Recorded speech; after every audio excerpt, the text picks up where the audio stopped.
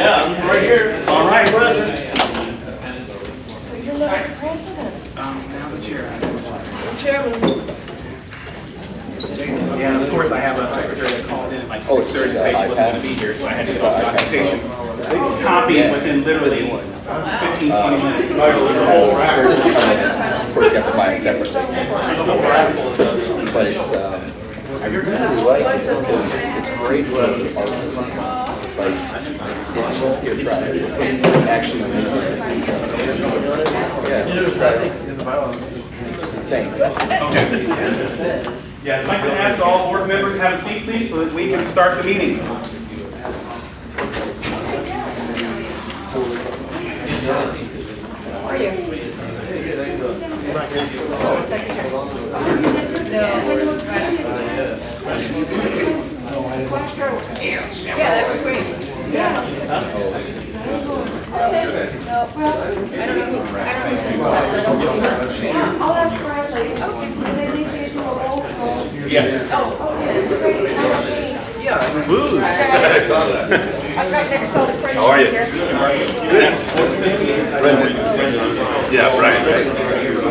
Okay, so I just want to make sure. I'm going to try and do the secretarial stuff. Yeah. She called in 6. But it's like, At 6:30. like 10 minutes. You don't even realize it. It's like calling each day. Well, the thing is that when you're given all the information to the secretary to hand out at the meetings, they call in sick, you have to still provide them in documentation. Artist, photographer. He did an entire show, so I think he did it on his iPad. I think it is. Okay, folks, it's 5 minutes after 7. I just need the board members to be seated. Do we do roll call? You can start, Bradley. Okay. Roll here. Coming up. All right.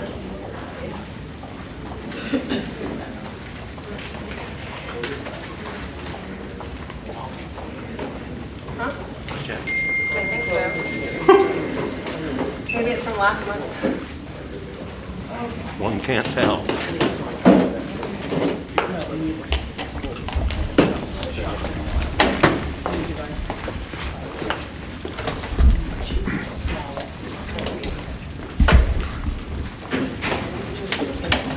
Everyone on the board have an agenda?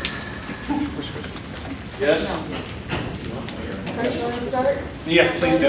Okay, Mr. Bo Geimer is Here. Hi, Dave. Hello. I saw Brian there, too. Was it Dave or Brian or? That's me, Dave. Yeah, okay, here you are. Yeah. As the board, Maria, you're with the alternate board members, yeah. Yeah, here. I saw him. Yeah, okay. Francisco Contreras? He's actually There, I saw her here. Oh, here we are. Michael did. Michael. Hi. Thank you. Brian Frobisher? I'm here. He's right there. Oh, he's here. Good. Jim? Come on. I'm here, but I don't have any status. You're an alternate board member, I thought. Not yet. Oh, thank you. Oh, It's on okay. the then I'll- agenda. Okay, Crystal Orozco? Treasurer? Marge, I saw you here. Hi. Selena Pucco? Oh, she's the one that's up. Gladys? Mark Kuros? Right here. Okay, thank you, Mark. You're welcome. Andres, Not on the board anymore. oh, he isn't? Oh, that's right, I highlighted it in red because I said, Linda Sanchez? Yeah. Oh, thank you, Linda. Brian Sharp? Is Jake Daniel Snyder off? Yes. And Molly Taylor, you're really important, aren't you? I'm here. Yeah, okay, and I wasn't sure. Yeah, that's all. Okay, Lorenzo Chopar, is he on or off? He's on. He's on. And Pablo? Not yet. Cool, okay, thank you.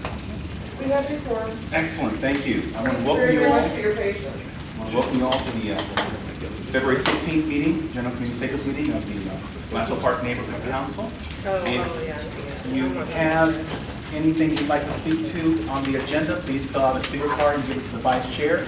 Unfortunately, our secretary is not here, so forgive us if we seem a little sketchy. Normally, I kind of follow through with the...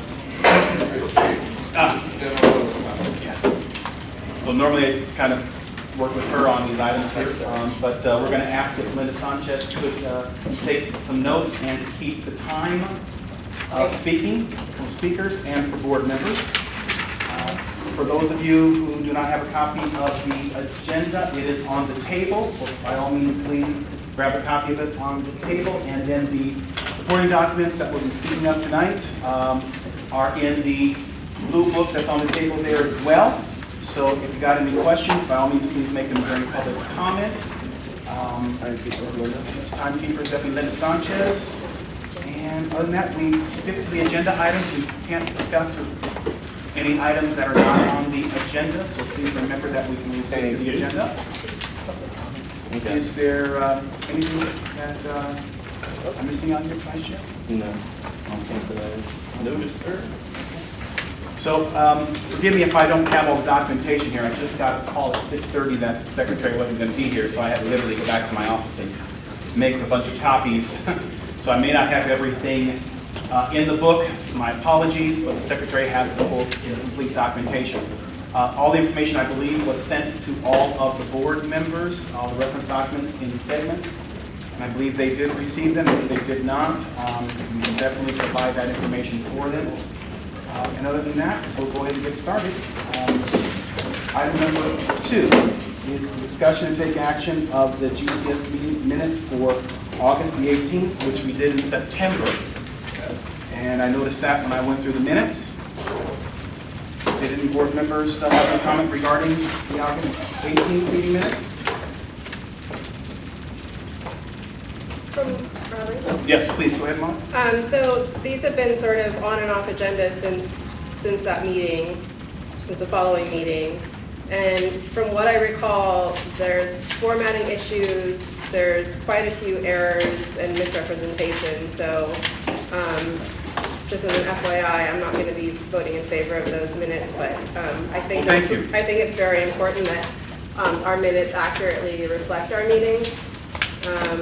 And the attendance accurately reflects our meetings, and so I have concerns about not only the August minutes, but the other minutes as well. Thank you very much, Molly. Go ahead, Marge. I'm not sure which of these minutes I last looked at, but the issue for me was that on the very first page even, the attendance was wrong.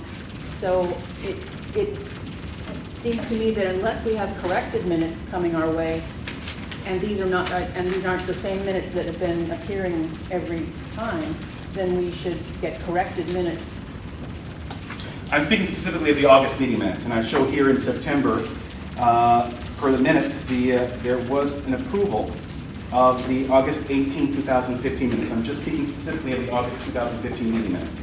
So if they were approved, then why are they back on the agenda again? Again, I stated that just before is that it was already approved. And I asked if you had any questions. That's all I asked. Has any board member had any questions? My question is, if we've already approved it, why is it back on the agenda? That's a very good question, and I'll take that up to the executive committee when they meet in March. But you're the chairperson of the Again, executive I will take it up with the committee, executive committee when we meet in March.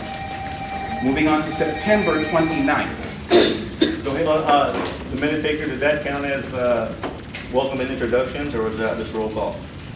Because there's a lot of new people in here. I think it's paramount that they know who each one of us are and what we represent, because we didn't do that. Was that just roll call to see who's present? Yes, just to see the president. Can we back up a little bit, because Sure. with all the new people here, we need to do introductions of who everybody is on the board here. From the right to left. Go ahead. Ruby DeBerry, big base. Big base. Yeah, I turned it off. Oh, great. Thanks so Sorry, much. I didn't know. Hi, I'm Linda Sanchez, Area 1 Rep. And I'm Bradley, the chair, and also one of the 3 business reps. Mark Heroes, Vice Chair, Area 2 Rep. Dane Bodiheimer, business rep. Marge Piani, organization rep from the GPIA. Brian Sharp, business rep. Michael Divick, at-large rep. And I'm Molly Lynn Taylor, and I represent Area 4, and I'm the co-chair of the Outreach Committee. Moving on, September 29th meeting minutes.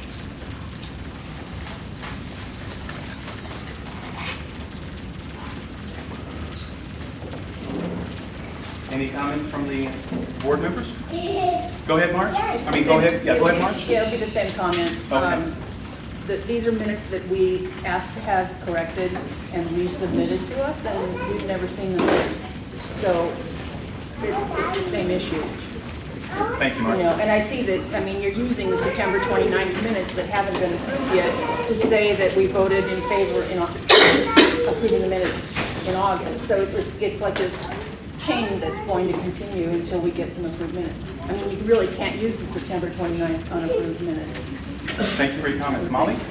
I'm just wondering if there's any other minutes listed here that have already been approved, because as a board member, I'm confused, so I can't even imagine as a stakeholder what they're thinking.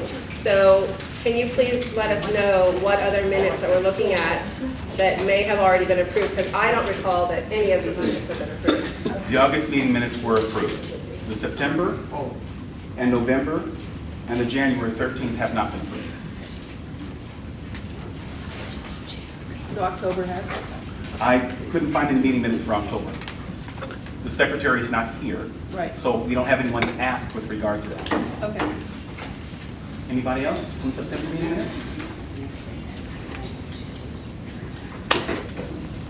Well, I have a comment. Go ahead, Mark. And technically, I don't know if I stand corrected, are we going to be able to go ahead and move forward with this meeting if we don't have the proper information present for everyone that's requiring it? Are we going to be able to address everything that we have? Yes. Sure. We are? I mean, I don't, We're talking about the meeting minutes right now. right. Okay. We've proceeded since August with no approved minutes. Okay. To that, I can say that the January 13th minutes, that was the special meeting. I took those minutes and confirmed them with the videotape. So I can tell you that those vote tallies are accurate, and that's pretty much all I did for minutes was vote tallies and attendance. So we're talking September 29th meeting minutes, folks? Just as a point of clarification, we're on item 2, correct? We're on item 2 still? I'd like to introduce a motion to approve the special meeting minutes from January 13th, 2016.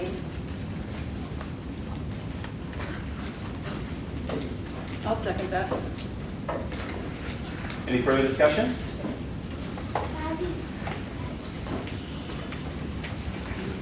Could you take a vote, please? Did they provide that to the audience? It's in the black, it's in the blue book right over there, sir. Okay, Dane? Yeah.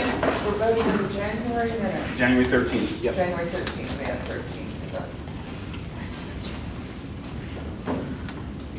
Okay, Dane? Yes. Thank you. Riley? Abstain. Art Camarillo? He's He's alternative board member. He's not He's seated. not seated. Oh, okay, so, should I include him in any votes tonight? Okay, very good, thank you. And Paris is not here yet. Ruby? Thank you. Michael Vivic? Yes. Thank you. Brian Frobisher. is I don't he in the vote same tonight either. situation? Yes. I should not include him in any vote tallies tonight. Okay, Crystal is still absent. Marjorie? Yeah? Yes. Thank you. Sylvia? She's done it. Oh.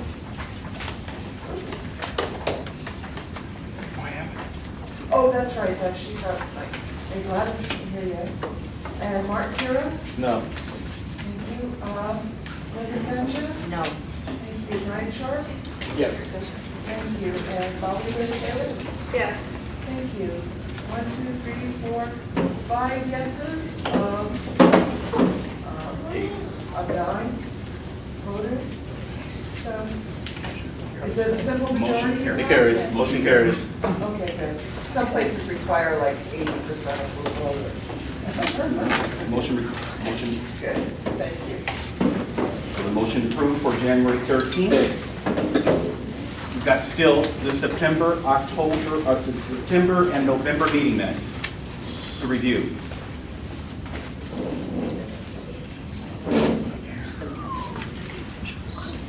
Anybody? on the September, why don't you choose a motion on the September or November meeting minutes? Marge? Go ahead, I'd like Marge. to move that we, once again, postpone voting on September and November and find out what's going on with October and put them on the next agenda, but they need to be the corrected minutes. They can't be the same minutes back again. Sounds good. Can I get a second? That was a motion, I assume. That was a correct? motion to table those items until we get corrected minutes. Excellent. Can I get a second? I second it. Excellent. Any further discussion? Go ahead, Molly. Not to belabor the point, but I just can't stress the importance that we have accurate meeting minutes because they're a record of the business that we conduct as a neighborhood council, not only for ourselves and for funding matters through the department, but also for our community as well. And I find it really troubling that we have month after month of minutes that don't accurately reflect our meetings, that are incorrect, have typos, aren't formatted correctly in accordance with our typical formatting. And so I hope that going forward and with the tabling of these minutes that they're brought back to the neighborhood council in an appropriate and correct format. Thank you for your statement. And would you please make sure you note that in the minutes? To let Apple One know to properly format them? Oh my God, I'm not thinking how many other entities. I'm sorry. This is what the Pico is. the board is requesting it, so please make sure you indicate that in the minute. All right, I'll pass that on to my employer. Thank you. So any other discussion on those meeting minutes? We've got a motion and a second. Call for vote. I'll second. Yes. Oh, I think Linda already voted. She did. Oh, okay. You want to do a roll call vote on Yes. that? Okay, Dane? Yes. Thank you, Bradley. Yes. Thank you, Ruby. Yes. Thank you, Michael. Thank you, Marge. Yes. Thank you, Selena. Oh, forget it. Mark Heroes. No. Linda Sanchez. Yes. Thank you, Brian Sharp. Yes. Thank you, Molly. Yes. Thank you. Excellent. And that motion passes. Thank you. Moving on. Item number 3, official public comment. Do we have officials here? Hello. Councilor Chaforti, how are you? Thanks for being here. Good evening, everybody. My name is Lucia Aparicio. I'm a field deputy for Councilmember Jose Rizar. I only have one update for tonight, but it's an important one. So as many of you might recall from previous meetings, our office had asked, based on a letter of recommendation from the board, the Department of Transportation to conduct a study on Verdugo Road to look into the implementation of safety measures to help with the speeding and that goes on Verdugo Road. So they've gone out there and based on the current structure of the road, there wasn't really much that DOT could do because at this point it's kind of a matter of enforcement based on the way that the road is now. So obviously, like, we still want to do something, and we feel that Verdugo Road is a great candidate for further discussion. And you know, obviously, we do want to still look into the issue of safety. So at this point, we've asked the Department of Transportation to look into another traffic calming design. So basically, redesigning the road for features aimed at slowing motorists and making the street safer for cyclists and pedestrians as well. So once they determine the feasibility of doing this on this particular road, basically they will share this design, which will include added features, probably obviously bike lanes and crosswalks. So we're looking forward to that. Once they have a design, we will ask them to come and share it with the community. And then once they share with the community, obviously we will take input and see if this is something that the community wants to move forward with. But for now, we have just asked them to do this. It usually takes about a month for them, at least a month for them to come up with this new design. Once they have it, we will ask them to come and share it with the community. So it's a good step forward. We'll continue to ask that you guys provide us with your input as we have been asking, and prohibited to do so, so that we can obviously take that into consideration, but we do feel that that Verdugo Road would be a great candidate for this design, so, go ahead. Is this the Verdugo Road that is east-west ending in San Fernando, or north-south going into Glendale? It's Verdugo Village, so, So we're north, going south. yes.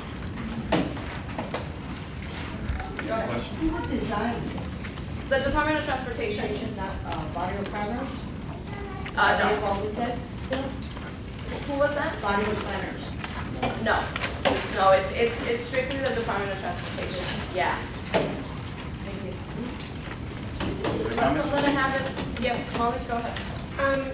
Can you provide us with an update about the Fresh and Easy site? Yeah, so, we've discussed it with our, planning deputy, and according to him, he hasn't been approached at all by the property owner or by any interested parties.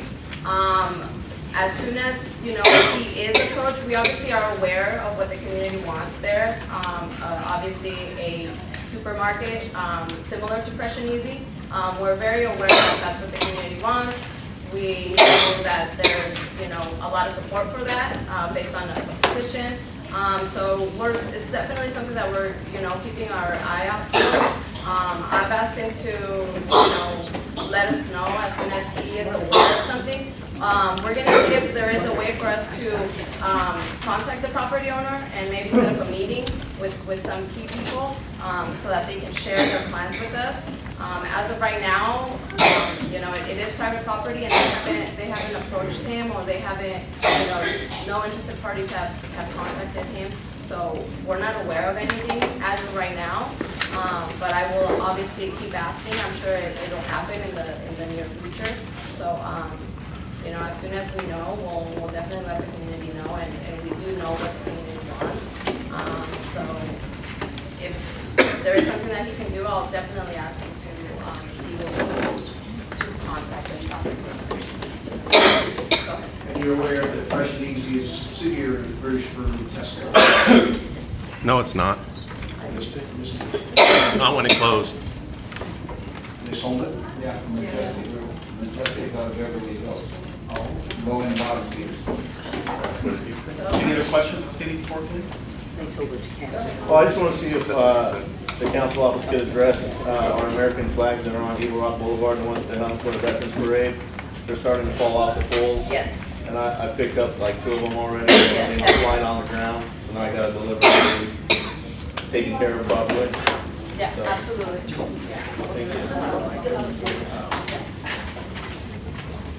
Thank you very much. Thank you. Any other official here? Thank you so much. Can you introduce yourself, sir? Hi, guys. Jay Handel, I am the citywide director of elections for the neighborhood council system from the city clerk's office, not from Dunn. Hi. How are you all? Hi. Wake us up. You guys, come on. Is this a mortuary? Come on, wake it up. 2 minutes. I'm an official. I get 2.25. We inflate all the numbers. Okay, guys, so why am I here tonight? Yes. Elections. Election, exactly, call for candidates. So your election committee's been sending me information, and hopefully you guys are getting ready to mail and touch every mailbox in your district and call for candidates. Is that true? Excellent, excellent. And then you're gonna have a nice forum, get to meet everybody. So, and then you're gonna have great elections, because the more candidates you have, the more voters you have. That's really the bottom line. You don't have candidates, you don't have contested seats, you don't have people come out. So, obviously, I implore you to make sure you spend as much money as possible, so that you only have to read one thing on the MER next time. It says all the rest, and it goes to elections, so that you can touch everybody in the community. This is my canned speech, guys, just so you know. Okay, it's real simple. We only have in the charter 2 things we're supposed to do. We're supposed to reach out to our stakeholders and report on deliverables. Everything else we do, we've taken as something that it's our power that we've taken. So when people say give away money to a charity, to a nonprofit, to someone else, I challenge anybody to look at the ordinance, look at the charter, and look at the bylaws, and show me where it says give away money. If you can find that, I'll buy you dinner. Because you can't find it. It's not there. What the charter does tell you is we are supposed to be constantly talking to our stakeholders, reaching out to our stakeholders. So if we have $42,000 and it costs you $6,000 to mail to a neighborhood, the whole neighborhood, postage, printing, sorting, whatever. So if you did 2 a year, and I'm not just talking an election year, I'm talking about consistent outreach to let the community know you're alive, you're here for them, you can do good things for them, and guess what? They can be involved. You know, if there's an empty seat, they can be appointed. If there's an election, they can run. You know, that's how we fully engage our stakeholders. That's how we make sure people, you know, we're fulfilling our obligation under the charter. So, you have an election, an IEA person that's working with you out here, Andy. Okay, you also have someone on your board that is an IEA in another area, so you are not at a loss for help if you need it. I will tell all of the board, I've got over 20 people in my staff for elections, and if you need something, call on us. If you have questions, let us know. Even down to your own candidate piece, if you want to be sure you're not violating anything in the manual, you know, and you want to run it by us, show us so we can let you know, yes, you can mail this out now. No, you can't mail that out now. Yes, you can wear this. No, you can't show this. Okay? No, you can't have a city flag behind you. Okay, with the emblem on it. You know, so we're happy to do those types of things to make sure that we get rid of all the challenges right from the beginning. Okay? And don't be bashful about scrubbing through the list and saying, I'm not sure that that person really qualifies. Call us or email us. Okay? So I'm going to give you 2 email addresses for everyone, including stakeholders who say, oh, I don't believe that guy should be on the board, you know, how do they qualify? Or, I don't, that piece of flyer is no good, you shouldn't do that. So elections@empowerla.org is for general questions about elections, okay, literature, collateral, any of that stuff. And then the other one is, once you get into full swing, for candidates, and you want to have questions about candidates pending, not showing, what happened to their application, it's clerk.elections with an S, NC @lacity.org. So there's 2 places you can reach out really quickly and everybody can access, you know, what's going on. And of course, the last thing I'm going to tell for the stakeholders is if you want to see who's running when the candidate filing is open and people are filing, just go to empowerla.org/GPNC, okay, and then hit the elections button and scroll to the bottom and hit the last button and it shows you everybody, their picture, their statement, you know, by seat, who's running and how you can engage with them. So, are there any questions from the board? Cool. Any questions from the stakeholders before I quit? I love you guys. You're so good. Cool. Thank you, everybody. Thank you. Public? Go ahead, Hector. How are you? I'm good, and you?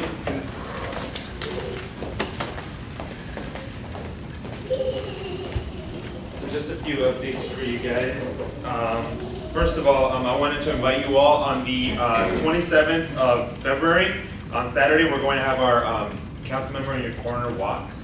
Every month, the council member has gone out to a different community in the district and basically gone door-to-door knocking on residents' doors, talking to them about city services. Staff goes, we get a lot of community volunteers. This month, we're going to be in Glassell Park. Actually, we're going to be meeting at the corner of Fletcher and Estara at around 9:30 on Saturday. I see that you guys printed out the flyers already, so thank you for that. Oh, sorry about that. My name's Hector. I'm a field deputy for Councilmember Mitchell Farrell. I thought everyone knew me here already, so it's my apologies. Yeah, so like I was saying, council members going to be walking the neighborhood of Glassell Park, and since you are all Glassell Park stakeholders, it'd be great to have all you there. So please come join us. We'll be there from about 9:30 till about 11.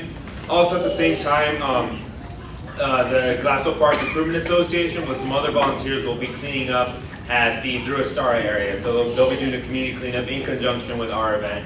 And there's flyers there, and I have some more flyers as well for that. So just to let you know. Also, on Fletcher, there's some improvements coming in. I'm sure you've already seen some of them coming in. We're planning on having a meeting with Street Services and the Department of Transportation sometime in March. We haven't set a date yet. But it'll probably be early March, so I wanted to let you all know so that you can give me your contact information so I can reach out to you and get you that information, since I think it'll be before the next meeting. So just to make sure everyone is aware of that meeting, and to make sure that you can come in, find out what's coming in, improvements, and any input that you might have. Also, just so you know, every month we print out our monthly reports for the community. My contact information is in the back. I didn't print out enough for everybody, but feel free to grab some. Everyone on the board has my contact information if any of you want to reach out and have concerns about specific issues in your community. Just a few more things on this one. Also, just to let you all know, our office has contracted with 2 different service providers for community cleanups in the district. One of them is with the Conservation Corps. They basically go through every part of the district on a daily basis and do little spot cleanups, litter removal, bulky item removal, things like that. So if any of you have a trouble area that's constantly being dumped, please feel free to let me know and we can coordinate a cleanup around that. Also, if any of you want to, as a community, come together and say, we want to go clean up this stretch of the street, feel free to reach out. We can always provide you with tools, bags, water. I can come out, the council member out there and just go clean up and take ownership of our streets. So feel free to reach out to me if you have any questions or suggestions regarding that. That's pretty much it for district updates. Just to let you know, I have a few flyers for you. First of all, there will be a public hearing regarding the City of Los Angeles Consolidated Plan. Basically, it's regarding the mayor's draft budget. The Housing and Urban Development provides funds for the city, and the mayor's office kind of directs on where those funds need to go. There's already been 2 public hearings that have taken place. The next one is actually tomorrow, and it'll be in South Los Angeles. So if any of you want to go to that meeting or provide your written comments or suggestions, the flyers are also here for that, both in Spanish and in English. I'm going to run out of space here real quick. Also, there will also be free workshops regarding this rent stabilization ordinance by the Department of Housing. There'll be a few throughout the month, all throughout the city. So I have those here. And also, just to let you know, Goodwill has a job resource center that's free for anybody who wants to go in and use those resources. I have the flyers here, but the Goodwill is over here on Fletcher in San Fernando, and they want to be community partners. They want to be involved in the community. So if any of you are looking for jobs, know of anyone that's looking for jobs, feel free to refer them there. They can help them get started, whether it be simple job search or working on the resume, things like that. I spoke with one of the representatives last week, and they mentioned that there aren't too many people from the direct community. They're getting a lot of people from greater LA area, but they really want to get people from Glassell Park going to that center. So if you or anyone else that you know are interested, please feel free to go and check it out. Does anyone have any questions? I actually do well. Are they gonna, other than yourself bringing it to our attention, are they gonna try and do more outreach themselves for our community? I can ask them to do that, yes. And I can see when they can come out. Maybe I can get them out here next month. Okay. Excellent. Thank you. I have to get going, but my contact information is here. If anyone wants to reach out, I know Thank you. Any other officials present? For public comment? Did you have some public comment? Yeah, public comment. Maggie Derrick Heroes. Go ahead. Yeah, one of the comments I had after seeing your guys' request for funding, $5,000 for newsletter, which I understand, but $5,000 for food and beverages and things like that. It's really, it just really is sad and bad for the Glassell Park tree lighting event. The Glassell Park Neighborhood Council didn't provide any funding, and which we have over 300 and something people. And I've seen some of the events that some of you guys have had in here, and no more than 60 people, and you guys have spent over $3,000. I've actually spent money out of my pocket because you guys had a few, you were not able to go ahead and come to the neighborhood council, and that's why it was funding. But it's really interesting that you guys spent over $3,000 in an event for 60 people, that had over 300 people, and was not even able to come to the neighborhood council for any funding request. And unfortunately, I do want to thank Mark for helping with the flyer, but unfortunately I was able to put the neighborhood council flyer name on it. So from now on, no GPNC or GPNC logo will be on the flyer. GPNC did give money. I don't remember seeing a request for funding for that. What happened? Was a request for funding put in for the Christmas event? I actually did submit a request funding, but that's when you guys were having the issues of not getting along. And it's really bad because you guys don't get along, the community suffers. Because I don't remember seeing that, that's why I'm asking. Yeah. Was that when the funding was frozen? There was a request for $400. Right. And then the meeting got canceled, and you guys had some kind of special meeting, it just kept going on and on and on. Go ahead, Mark. Just wanted to point out that the GPA did in fact. Yeah, $150, correct, yes. But from now on, it's not a GPAA or a GPNC event. It's a community event that is done by me as a courtesy. I put the organizations that provide, and now on the logo will be at the bottom, nothing on the top. Anything else, Peggy? No, for now, that's it. For now. Thank you. Thank you, Ms. Page. Go ahead.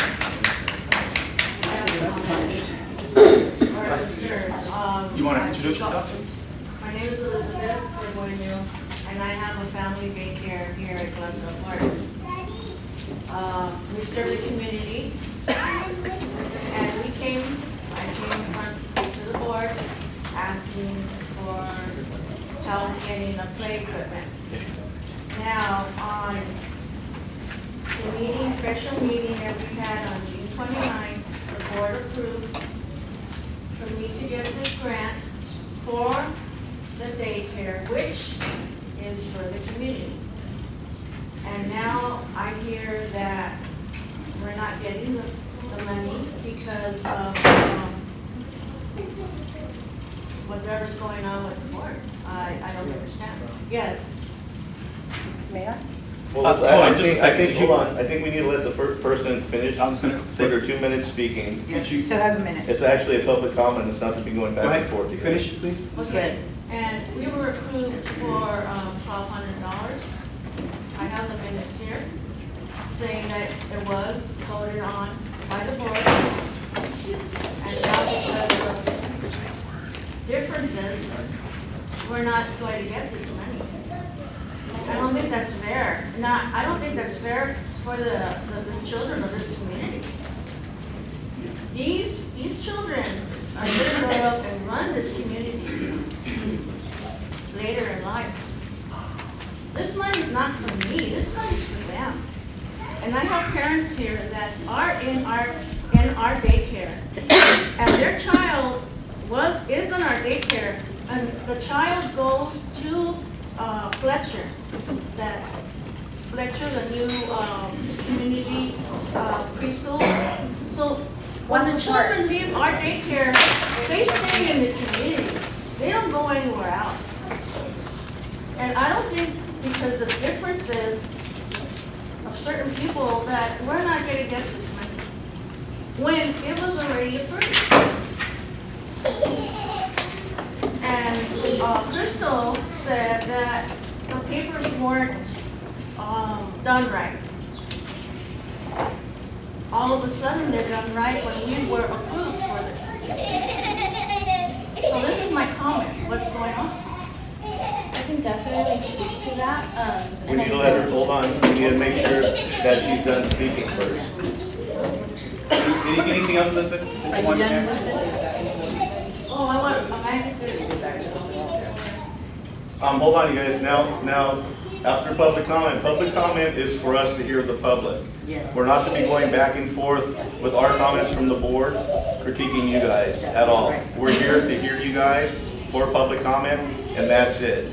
We are not to be throwing information back at you and saying this is what happened, everything of that nature.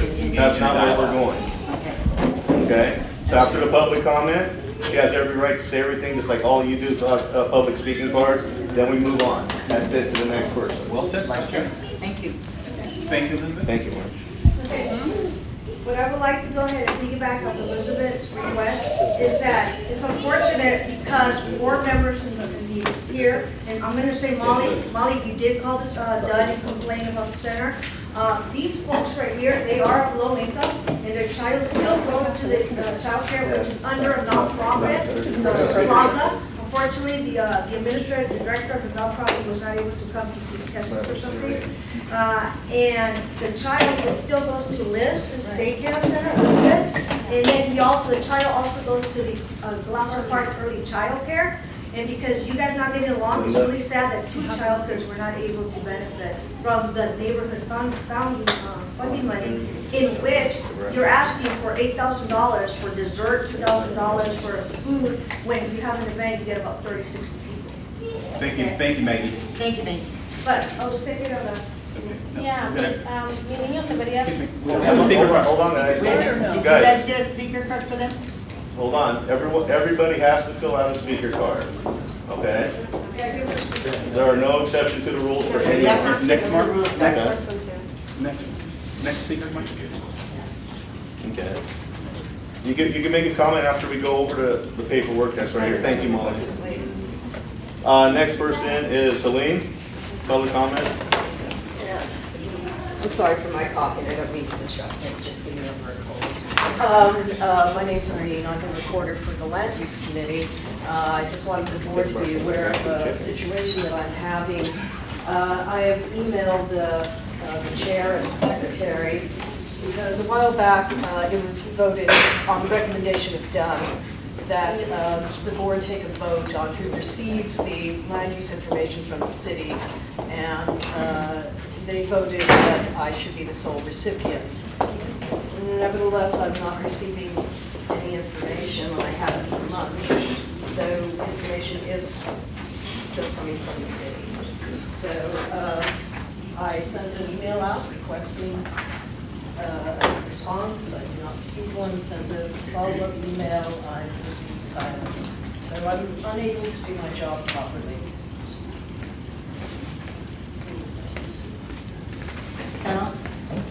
Helene, is that it? Yes. Thank you. Thank you. Next person we have is Tony Butka. Unfortunately, I have elderly mother-in-law doing this evening, so I will not be able to hang around for item number F on the agenda if you get to it. So I'll have Molly cover that for me because we've got a meeting when I did the election for the outreach. I did want to remind the board before you get to all of that happy stuff that there was a special meeting in January and the board approved $18,100 for the combination of elections and outreach. And you adopted the minutes, I believe, this evening. So my only point is, I'm not real sure why you have virtually the same items on the agenda this evening as you had actions that they already been taken. I'm sure Molly can go into that. Thank you, Tony. Next person we have is, let me see here. I have two of them. Brian Frobisher. Thank you for being so thorough, filling out 2 cards. Well, one's a mistake, but hey, my name's Brian Frobisher, and I had a question about the minutes. All I would think that the recorder would be supplying you with is an ASCII text or Word document. The secretary should be able to format the document in anything you want. I don't understand why this person's responsible. This person's not responsible why the minutes are jacked up. Somebody on the board should be taking care of the minutes. I mean, they give you text.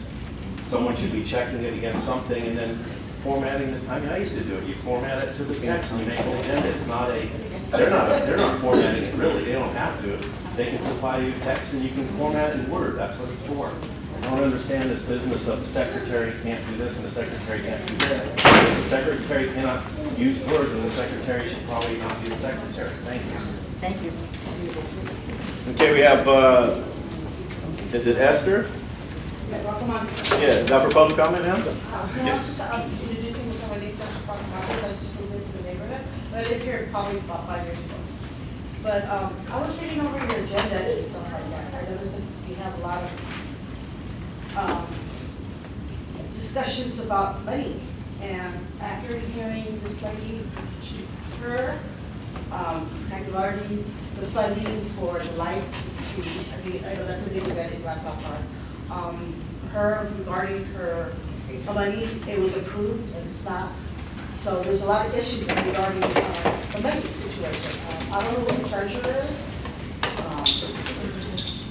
I think you gotta be more proper about your funding and stuff like that. I know you guys were talking about way back in 2015. You guys were thinking about your agendas and stuff like that, talking about agendas way back then. We are now here, and we're still, you guys are still talking about 2015. I used to work for the High Street Park, and I was one of the first persons that was a neighborhood council in District 1. It never was run like this. I mean, I'm sorry to say it like that, but this gentleman here, yeah, I read that. But this gentleman here, that I think he'd help you out very much so. This gentleman here about the voting and stuff, because I think that the board needs to overlook themselves again. This gentleman, I think gave all the information about voting and stuff like that. The stakeholders, I mean, who's a stakeholder here? Is anybody a stakeholder here? All of them are. All you guys are? Yes. Okay, someone's up. I don't know, I'm not trying to put you guys down or anything, it's just, I'm looking at it and there's a lot of problems. Okay, and me living in Glass Park, just moved back into the area. I am a resident that wants to do something about Glass Park. I have a set of twins that are 50 years old. One of them's handicapped. I have my grandkids. So nothing is going to get me down. Can you run for a position on the board? No, I cannot. And if I could, I probably would. Okay. I wanted to invite you to. But thank you. You remind the board we're at 10 minutes to 8. Next person was Rachel Mintz. Is that public comment? Hi, Rachel. I actually just joined CPIA, and I believe I've been emailing you, Molly. I would consider myself a stakeholder. My best friend lives right behind the hill where the Glassell Park land, the Glassell land sign is, and I know you guys at GPNC live in Integral Park. I've learned through speaking to members of the community, getting that up, and we love the rec center. He's right across the street. Bring the kids, people always bring their dogs, and for the most part, it seems to be really well used by everybody in the community. I just had this idea, and I'm really just starting in the infancy stage, and I realize there's a lot that goes along with this, but the hill is not really being used at the moment. It's mainly just a lot of people drinking illegally and kind of just stuff going on, and there's really no dog park in the area at all. There's the one in Herman, which is kind of far, and then there's a Silver Lake Dog Park, but there's really no dog park in Glassell Park at all that would be good for Eagle Rock and a lot of the neighboring communities, even Glendale and Highland Park. And so I thought that it would be a really good spot. I've spoken to a lot of the neighbors that border the hill, whom almost all of them have dogs, and they all love the idea. There's one woman that she's wonderful, and they have a great home like right there, right before the entrance through Ackerman, which is where Chinakia lives. And they had a homeless person like jump into their yard because it's like right there. So there could be like more fencing. I mean, it just seems like it would be a relatively not too difficult, with certain exceptions like figuring out parking and things like that. But to have had a little bit of fencing and maybe plumbing, so because I believe that most dog parks have like water. There's no ground covering needed. There's already well-established grass, and maybe the dogs could help with the gophers that pop up everywhere around there. I don't know if you've seen them. That's it. That's what I was saying. Thank you. Mark? So are you getting, I mean, I know you say you're barely approaching it, but have you been getting contacted by any city officials or anybody that assist you with it? Or? I contacted Bill Cedillo's office. I actually spoke to a woman who works there, works for Dill, and she loved the idea. She said she was gonna have someone contact me. I've been emailing, I haven't really gotten any responses, so I figured this would be a good place to start. And obviously GPNC and you guys working together, but it's just a perfect spot for it. Yeah. It could really make Glasgow Park really cool. I mean, look what it's done for Silver Lake. Just that dog park alone in Silver Lake. I mean, and that dog park is, I actually went to the Silver Lake council meeting because it's just dirt on the ground and it's just disgusting. It's muddy when it's wet, and it's dusty when it's dry, but like, it's beautifully established grass. It's sturdy. Go ahead. Oh, point of order. First of all, awesome idea. Love that idea. Are we going back and forth? We're not Yeah, supposed to, okay, yes, we're not I- supposed to. Anything that, any way that I can talk to you guys about that, we will put really that. interested in. We will really discuss that. Thank you. Yeah, we weren't going back and forth, I was asking a logical question. Go ahead, Mike. So with the other person. Not really. Okay, next person on there is Edith Cruz. I'm going to speak in Spanish. Can you translate? Okay. No? Could you translate it? You guys should Yes, put fine. Spanish translation if you guys I- are representing. I'll translate for you. Okay, I'm going to try it anyway.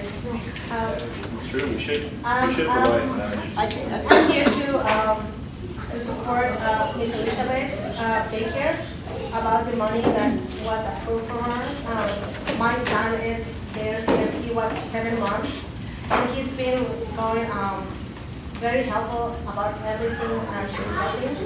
And one of the things she's fighting is for the instrument that she needs to the kids to grow and improve in the city, even for teaching the little kids with, those are the tools that she's using to teach kids to grow, to learn, to socialize with other people. Even my kid's been there since he's 7 months, and he already started like 2 years ago in early education center in the Lawson Park too. He's still in the community, and he was telling me about the reference about my son that he's been learning about that the things he learned before, so he was prepared. So my situation is about like if she was approved, why she did not getting the stuff that she needs for the community. Thank you very much, young lady. I know you guys are really passionate about the school, but my question is to you, do you have a member of your family on this board? No. No? Does somebody from the school have a member of this family on the board? Mark Heroes does. Me. Yeah. So the city attorney has ruled citywide that anybody who has somebody on the board that's associated with a nonprofit, it doesn't necessarily have to be a school, it could be a nonprofit, is precluded from receiving any funds from that neighborhood council. Not that they have to recuse themselves individually, that the whole board cannot act and give money to anybody who is on the board with a family member at the school. So let me just be clear. This is not, maybe it's a communications issue between the board and you guys. Maybe it's not. Maybe you just don't want to understand. I don't know. But I've been involved downtown in City Hall in this issue in the last 2 weeks. So the only thing I want to say is, it's not the treasurer's fault. It's not the board's fault. I think the board in good faith wanted to give the money. And I think you also had a problem, Molly, with yours that you had. So it's an ethics issue. And the ethics issue is you can't give money to something you're associated with in any way, shape, or form. That's a city rule. So based on that, knowing how passionate you are about it, the one thing I will tell you is they can't do it if they wanted to. It's not them saying, I'm not writing the check. It's the city attorney saying, don't write that check, or you have an ethics violation. And an ethics violation, for those of you who've been around our government, is not something you want to have a violation for, because it can get costly. Okay? So, Okay, so being on the board for 11 years, then not least, I Well, no, we do have to move forward. May I have public comment? We've already had that public comment. Yeah, I do want to say comment after what you said. And I have. Just a minute. Go Go ahead. ahead. I'll give you that. After doing the research, being on the neighborhood council for 11 years, one of the co-founders, okay, what he said is after the fact. So that rule and that law just happened about a couple of weeks ago. Hold on a second, hold on, because I called the city and called the secretary's office and we went back into the bylaws. What happened here, there was a conflict where Molly wanted $3,500 for her daycare, and then somehow she got their $1,200, her daycare got $1,200, hers was gonna get funded, this one wasn't gonna get funded, and they started going back and forth talking to Dunn. I know that because I spoke to Dunn, I spoke to the district attorney's office, and there is a way that this one can be viable, and we do have some people, some lawyers looking into it, because it happened after the fact. Okay, it wasn't before the fact. It actually did. Okay. So, And it's not an LUSD school. At the end of the day, because you guys don't get along, two childcares did not work I out. think we're just gonna leave it at. But leave it at it, because I didn't do my research. You want to leave it at that, because we do need to get on this meeting. Thank you, Jay, for the explanation. I appreciate it. Thank you all for your comments. Any other further comments? That's it for public comment. Today. Yes, I know she did. Okay. We have no other further public comments. We're going to close the public comment session, and we're going to move on with the board member comments. I need to remind the board members that it is 3 minutes to 8 o'clock. Okay, 2 minutes each. Go ahead, Molly. So I just want to speak to the importance of our neighborhood council elections coming up, and there's a couple of important dates. First of all, election day is May 21st. Our neighborhood council is also participating in online voting, so you can register to vote online. And online voting starts April 21st. The candidate registration period is open now, so if you're interested in running as a candidate, please consider filing your candidacy. There's been one change for this neighborhood council in that we require documentation. It's no longer by self-affirmation. So please remember to bring your documentation on election day or supply your documentation when you register to vote online. The second point I want to make is that the Department of Neighborhood Empowerment has the final say on all funding matters, period. And because my name is being slandered in the community, not only for this issue, but also other issues, I just want to state for the record as a point of clarification that I did not call the department regarding the funding matter for the daycare, period. I did not call. The will of the board was the will of the board, and I accepted that to be true, even though I personally didn't agree that a private facility should have been funded. It's not personal, just my own personal opinion. But again, I did not call, and I don't appreciate my name being used in the community, misinformation being provided about me as both a person who has acted with a lot of integrity for our neighborhood council, who has done a lot of events for our neighborhood council, who has volunteered so much time for our community. I don't appreciate that. I've actually spoken to this issue at past board meetings when board members were claiming that I was harassing them, which is a legal term, totally unacceptable and absolutely not true.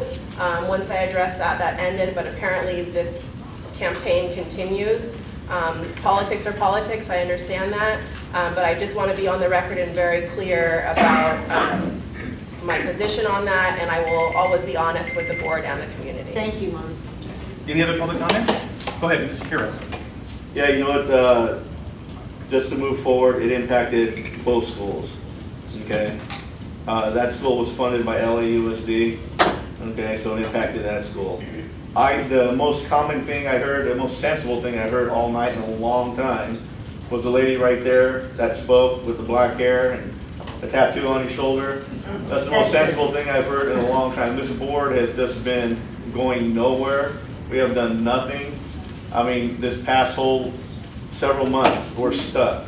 And it's very pathetic, it's pitiful. Years ago when we first started, real quick, Helene was on the board, I was on the board. Not everybody agrees. This person wanted this person wanted this, but we always got things accomplished. Now we have people wanting this, the other people don't want this. Now there's nothing but internal conflict, that's just open and honest. Nothing is getting done, okay? We have an improper agenda, everything's wrong. We just need to end it and move forward because it's you guys out there that we're supposed to be serving. We're all up here on this board looking at you guys, not getting stuff accomplished. I drove through Cypress Park today. Glassell Park, we got some great people in this area. So does Cypress Park. When I drove through there, they got buildings being redone. veterans memorials, things we've been trying to do for years, but we can't because everyone's always arguing on this board. So I mean, after this term's up, I'm done because I don't want any part of this anymore because nothing ever gets accomplished. And I did it to help my family, to help people in the community, like everyone here, okay, and to help my 2.5-year-old child. But I can do more without all this ridicule and all the bad mouthing of each other via emails, via text, he said, she said. So after this time, after this term, I'm done, 100%. And let's please move forward, you guys. Enough with talking about Molly, talking about Bradley, talking about Mark, whoever else is on the board. Who cares? Let's get something accomplished, all right? Thank you. Mark. I would just like to mention that at the last regularly scheduled January meeting, 4 people showed up. 4 out of 15 board members showed up for a regularly scheduled third Tuesday of the month meeting with no information whatsoever being provided saying, I'm not coming. I left a job that was paying me overtime so that I could come to this meeting, and no one had the courtesy to tell me that they weren't coming. I had to open the gate, open the room, and we had all our public officials, we had LAFD, we had LAPD, we had a ton of people here, and nobody had the courtesy to even say, by the way, we're not going to have quorum. Yeah, what happened? I would love to know. Anyway, I just want to go on record as saying, bullshit. Well, kind of, yeah. I mean, it was really rude and unacceptable and discourteous. Thank you, Mark. Anybody else? Go ahead, Crystal. There are several things I would love to say. And to use, I would, everything is public record, so I would gladly give you all the information and what I was told by the department from both schools. Just to reference that, both schools were given old applications, so that was one thing. And then, because I contacted you and, asked you to resubmit. But then thereafter, they said that it was a conflict of interest for both parties. So therefore, nothing could have happened. I know that there's been a lot of slandering of myself as well. And I actually do, you see these stack of papers right here? I do my job. Yes, I've had issues with a person that has held the position as the second signer, who I had continued to have to chase around. Obviously, yes, nothing was happening. Nothing can move forward. And so I'm happy to say that things are moving forward now. There has been changes, and we're happy to bring about more things in the community, and including the candidate and election event that we'll be having for everybody here in Glassell Park. And I also wanted to announce that I'm having a tenants' rights workshop in both Spanish and English. As you know, there's a lot of tenants' issues and renters and what's happening with gentrification and people being displaced and homelessness that's been going on. I'm hoping you can grab a flyer. It's happening March 3rd at the New Seat. Thank you. Anyone else? Yes, I Go ahead, want to Linda. say something. I got on the board because I wanted to do something productive for this community. I grew up here. I went to Glassell Park Elementary School, Irving, Franklin, and grew up. My kids played ball here. Went to the same schools I went to. Unfortunately, I haven't been able to be actively involved in anything productive for the stakeholders. And I thought by getting on this board that I would become a member of this committee, and we would work together. We don't work together, and I'm very saddened by that. So I also won't be coming back to sit on this board after me. I'll be sitting over there, so I'm going to be more productive sitting on that side. That's all I have to say. Anyone else? Public comment? Sorry, board comment. My apologies. Board comment. Ruby, go ahead, please. I'm one of the founders of this neighborhood council. And many years we've worked hard to get it off the ground, make it a very successful neighborhood council. And lately I found that we're divided into factions. It's one faction that like this, and one faction that like this. And we could never get along. We could never get along. We could never get anything done. We got all this agenda, we look at it every month, and we say, that thing is back there again. What's going on? And that is the problem. We could never get along. Communication. And if we could just, forget about being involved in one thing, look after our community, look after our neighborhood council, and, go after what's good for our community, then we will be okay. We have a community here that's very viable. We have a lot of real estate developers that want to come here and improve it. But unfortunately, I've noticed within, I would say, the last 3 or 4 months, we had this early notification thing coming in from the planning department, and nothing has been there for the last part. Only because I feel that the developers don't want to come here anymore. And that's what I'm afraid of. It's not like they don't like Russell Park. It's like every time they have a development here, they have all these people protesting. It's like the NIMBY is here. And I don't want that in my neighborhood. So put that somewhere else. And that's what I'm afraid of is going to happen. Like I said, every time there's an election, I try to come back and put my 2 bits into it. And I try my best to be involved. Thank you, Rudy. Anyone else? Please go ahead, Michael did it. So I'm hearing a lot of negative things, but having read through this agenda that we're actually going to hopefully, some pretty good things. So let's talk and actually have a good meeting. Thank you. Anyone else? Public comment? Board comment?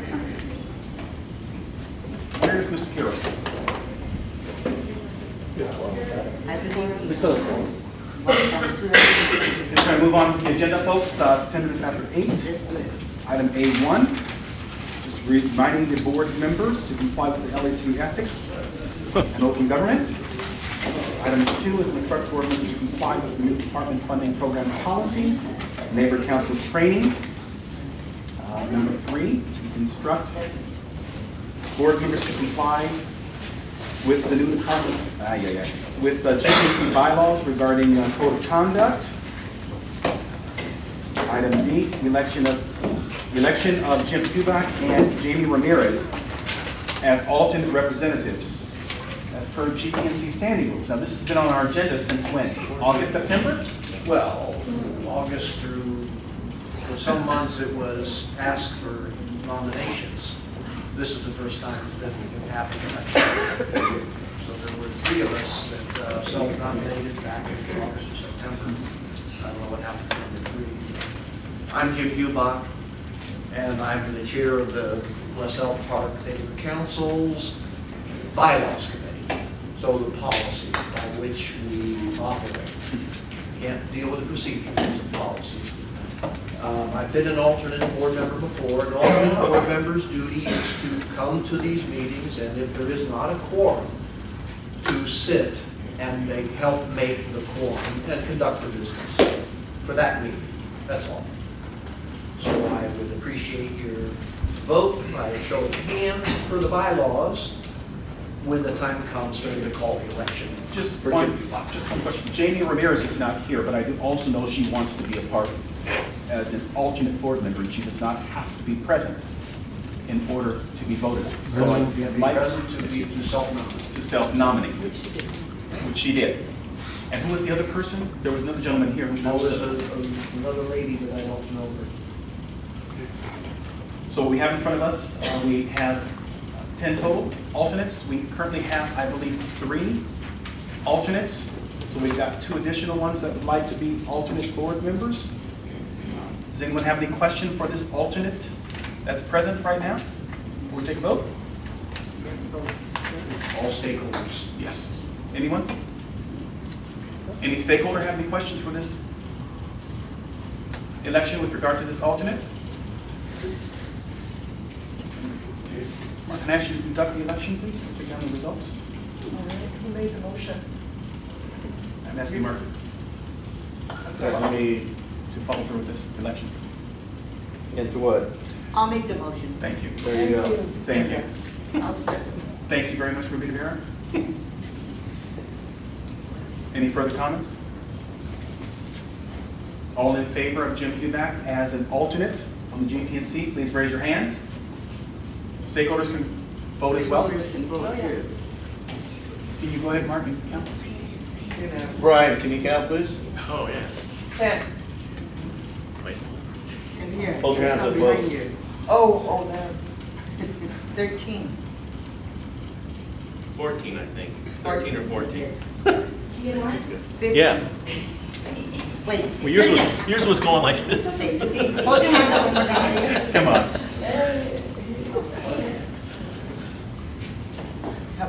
Oh, yeah, well, there were 10 of us, so we can throw 10. We all.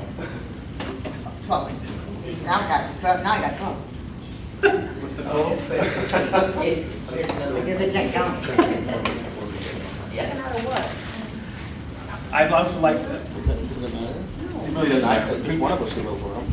Congratulations, Jim. Pretty much. Thank you. Jamie Ramirez. Jamie Ramirez. I had to take my shoes off and count, I'd but like you to yeah. vote for Jamie Ramirez. So be one of the alternate board members. Yes. Okay. All in Anybody favor? vote for Jamie Ramirez? For all. Unanimous on the board.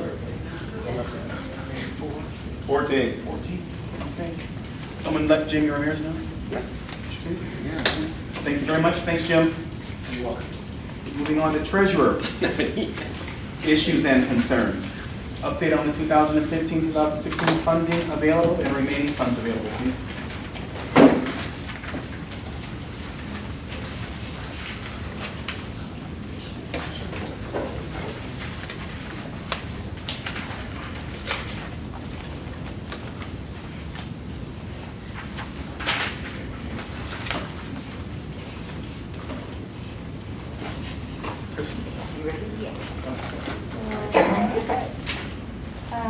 This is an old, from my update, I had encumbered monies for the MPGs that were approved. So, have to add.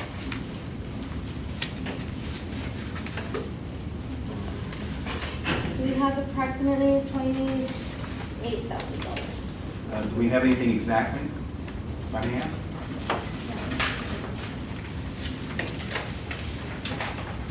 There are funding items on the agenda tonight.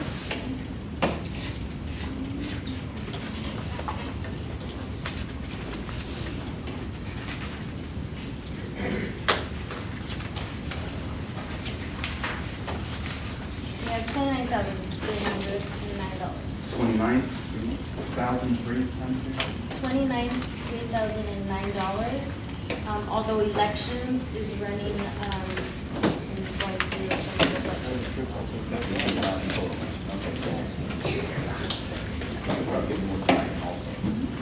Oh, no. They already. So we got $29,309. Any questions from the board for the remaining funds? I have a question. Go ahead, Molly. Crystal, can you let us know in the budget category for grants and funding as well as neighborhood purpose grants, what those two figures are, just so we're aware as we move into the Community funding issues? improvement and neighborhood services grants? Yeah, exactly. So we have $10,000 between the two, and it's $5,000 for purpose grants, and then $5,000 for community improvement.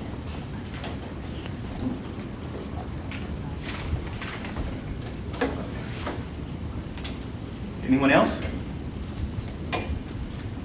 Go ahead, Chris, with the remaining on the items here for the trip. This is the update, this is your section of the update. Okay, well, I gave you the dollar amounts. Right now, we're all paid out for any of our vendors.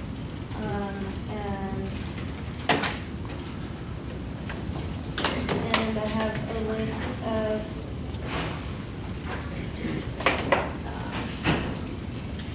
we have pretty much, last meeting, which was a special meeting, we voted to, or I proposed to put more money into website services. So website services has been added some additional funds to because we've been getting high dollar amounts. She's been charging us about $400 almost every month for website services. And so in outreach total, we have $22,000 in outreach, and those funds have been moved from postage and also miscellaneous expenses. So I reallocated for Wendy Moore, which is our website services representative. That's pretty much it. We have money available for MPG grants. Thank you very much. Is there any questions from board members, Treasurer? Any questions from the public? Mr. Camarillo. I was just adding all the figures you have here that you're going to approve for. And that amounts to $47,554. Are they going to cross over into the new budget, or are they going to get priority? Well, that's what we're going to be discussing as we go through the agenda on some of these funding items. I think that the treasurer did provide us with an overall budget of $29,300, and that $10,000 of it is for MPG and CIPs. There is already an approved amount for the elections, the regional elections for GPNC. I believe 18,000, Madam Treasurer?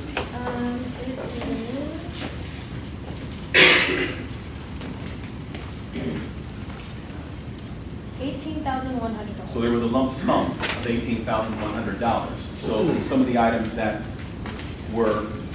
are mentioned on the upcoming agenda are some of those items that would need to be put out by the board. So the department's I've already discussed these items with the department when they were on the agenda. So it said it's up to the board on how they want to spend that specific amount. So that's why this is on the agenda tonight. I did speak with the other executive board members, and they also indicated that there were some concerns regarding specific amounts and MPGs and CIPs. So just a quick suggestion, because it would be really helpful to the public, is in the future, when you allocate money, you should be running a perpetual budget and then a budget, a net budget that shows what you've already allocated out. So when somebody says how much money do you have left in your budget, you really don't have $29,000 in your budget, because you've allocated whatever you've allocated for elections and other things. So I think it would be more clear and transparent to the public if you ran a perpetual showing allocations and saying the net amount we have is $9,000. Right. But I just wanted to see if anyone had any questions as far as, does everyone know what an MPG and a CIP is? In the public? So maybe we should explain what an MPG and a CIP is real quick, at least give the acronym what it is. Did you want to do that, Mark? I'm not the treasurer.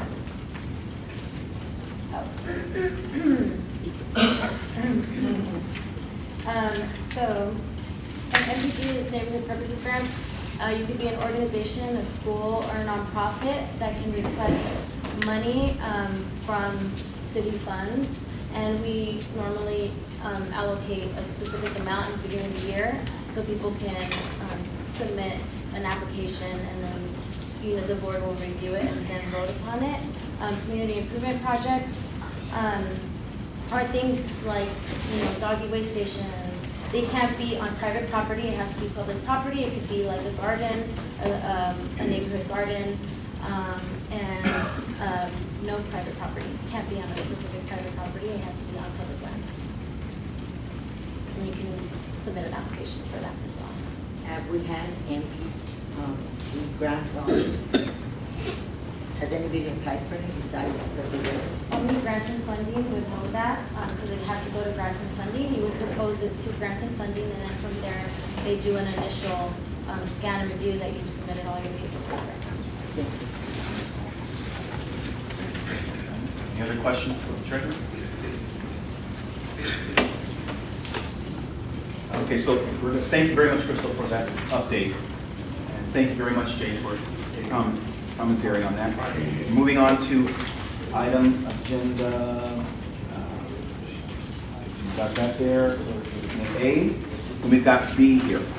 Discussion and possible action to remove the treasurer, Crystal Linda Roscoe, as per articles of the bylaws, removal for non-compliances with the articles of the department and articles of the bylaws regarding the duties and powers of the non-funding program as designated for the treasurer. So this item was brought on the agenda because there were stakeholders and board members that felt that they were not receiving information in a timely manner, that they were not receiving the NPRs, the monthly expense reports, and or receipts and documentation with regard to the bank statements, and that the treasurer was not following through with the duties and responsibilities as is requested in the bylaws. So the executive committee all agreed that they would like to have this item on the agenda for board member discussion. So I'm going to go ahead and open it up for discussion. If anyone has any comment on that, go ahead, Mike. Two questions. First question is are the names of those board members who brought that up public? Even it should be. No. Why? Because if they have something they'd like to discuss, they can do that right here. No, you have to. I believe that has to be shared. That was done in a closed meeting and no one was there? No, it was done at the executive board meeting. So are there minutes from that meeting that explain the details of that? I believe they have. We don't have to have minutes from the executive board. Didn't have to be forthcoming when somebody asked you this question. Did anyone have any issues with regard to the treasurer duties? The only concern I had was the fact that funds had been frozen more than once, and only because of the fact that our treasurer was not acting in goodwill. She wasn't making the reports that Dunn requested. And twice I got a letter from Briggs & Yu saying, your funds are frozen. And it just makes you feel like, what's our treasurer doing? Our funds have been frozen many times. Have the funds ever been frozen? No, never. They've never been frozen. So bullshit. if you can show everybody and maybe tell the public that letter, I have the then, letters. I okay, kept then it, please, yeah. please show everybody that letter. Yeah. Our funds have never been frozen. I've always complied. I'm a transparent person, so. Were you done with your comment? Were you done, Ruby? Yeah, I'm not. Okay, thank you. Go ahead, Mike. First of all, so I'm not defending the treasurer, I'm just asking some questions. So that's the first question. I don't think I was answered, partially answered. But it does make me think back on the last few years where our funds were frozen multiple times. We have precedent for it being frozen under other treasurers, like several times for like long periods of time. So I'm a little confused on that. Yeah. And the second question I actually was originally proposed is, can you read what Article E9? I know I read them before, but I haven't memorized. Unfortunately, I don't have my bylaws in front of me. Unfortunately not. Shouldn't we have those handy? You're absolutely right, we should. But unfortunately, I don't have those in front of me, and the bylaw committee chair representative is not here at this moment to show that information. Where are Just gave me Oh, he did, okay. I was reading them over. Okay. Thank you. Board? Go ahead. Oh, go ahead, perfect. I just want to say that most of the time that Crystal's been treasurer, she was cleaning up messes that were left by the last treasurer. So the fact that we didn't have stuff in order was because she inherited a lot of paperwork that had to be brought up to snuff and then presented to Dunn in order to get to zero so that she could start her own term clean. So it took her probably 3 months of her term since July 1 to just clean up what she was hit with when she got the job. So I don't think that we can blame Crystal for the mess that she inherited and has in fact cleaned up so that we have money to spend. Thank you very much. Anyone else? Go ahead, Mom. In addition, first of all, I am going to defend Crystal because she's done a great job as treasurer. It's a very difficult position to take on, especially since we're all volunteers. I mean, we're elected volunteers, but to take that on additionally with all of the responsibilities that come with that, I think that she deserves our thanks. I also know that she spent a lot of time chasing around our second signer who hadn't done the training for months and months and months, which caused issues with our access to our banking account. Fortunately, our funds were not frozen. However, the chair was requesting custodial payments of the department. We didn't have access to our online banking. It was messy, but that was of no fault of Crystal. So I can't help but feel, because at the special meeting, we changed our second signer, that this is a bit of a retaliation towards Crystal. And I think that it's a poor use of our board's time. It's a poor use of our stakeholders' time who are here this evening. And I think that it's absolutely irresponsible and unacceptable for this item to even be on our agenda. So Thank you, Crystal, Molly. thank you for all of your hard work. Thank you, I Molly. appreciate it. Thank you, Molly. Oh, I'm not allowed to talk anymore? Your time is up, but thank you. Anybody else? 2 minutes, sorry. Mark, do you want to say anything? No. You want to attack? Anybody else with regard to the treasure? Go ahead, Crystal. I just wanted to mention that one of the biggest issues was that our second signer did not take his training, and therefore we had no access for months, in addition to what Molly had referenced of me cleaning up a mess from our previous treasurer. So I was doing 4 months of MERs that weren't even in my term, and having to like scrounge and find paperwork. And all I have to say is this is pure bullying, and it's very much a retaliation, and you know, on top of what you see here via email has been nothing but harassment. So that's all I wanted to say. Thank you very much, Crystal. Go ahead. Is that Marge? Yep. I'd like to make a motion that items B and C be removed, or that Crystal be retained as treasurer and no further proceedings against her be made. There's a motion there, and a second by Dane. Yep. Any further comment? Would you take the vote, please? Oh, I think I'll shoot.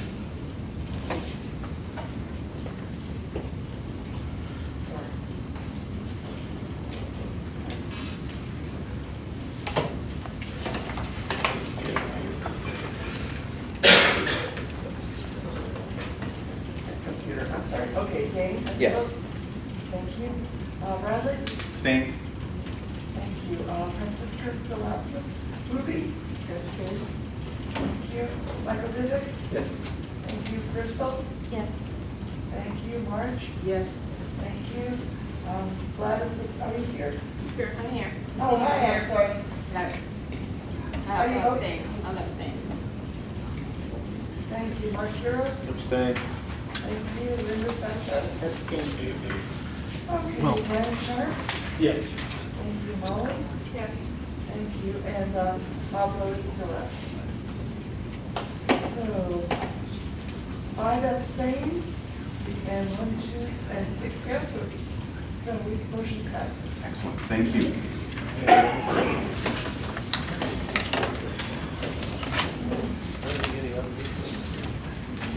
5, 6, 7, 8, 9, 10, 11, 6, 5. Item 6, item 7, and item 8, the NERs. MERs. Yes, Madam Treasurer. So these have been waiting for such a long time. And I have January. Anybody would like to see what I'm here? This goes in this direction? Yeah. December. November. And that's, I have all 3 of them. You want to explain all this? Sure. So what MERs are is basically what comes out of our bank account, and for each month you take inventory of what's coming out of the bank account. And so this is just a reflection of what's coming out. So there's items on here from events, that we've had for National Night Out. And then we also have our website services. It's mostly been operations and outreach particularly. But that is just a reflection of what comes out of the bank account. So I submit the MERs. They approve them because it's an exact reflection of what's coming out of the bank account. And then we kind of get to see like how much we've spent each month. And then from there, I submit it to my neighborhood department. And all the supporting documents. Any questions from the board? Please, Michael David. Approvals of the block, or do we have to do individual? It's entirely up to the board. Any other questions from, go ahead. Forgive me, Gladys Munoz. My apologies. Yeah, do we have the account statement? I mean, I can't hear you. The statement. Bank account statement. Bank account statements? No, because they're, I mean, I can definitely add them, but, and I can send them over to you guys, of course. They're not attached to any of these. The answer is no, I assume. Yeah. Anybody else? Okay. Do you want to entertain a vote on these MERs? Absolutely. Depends on who makes the motion and what that motion entails. I motion that we do them together. Okay, so your motion is to approve 6, 7, and 8 of the MERs for November, December, and January. Is that correct? Yes. Can I get a second? I'll second. Any further discussion?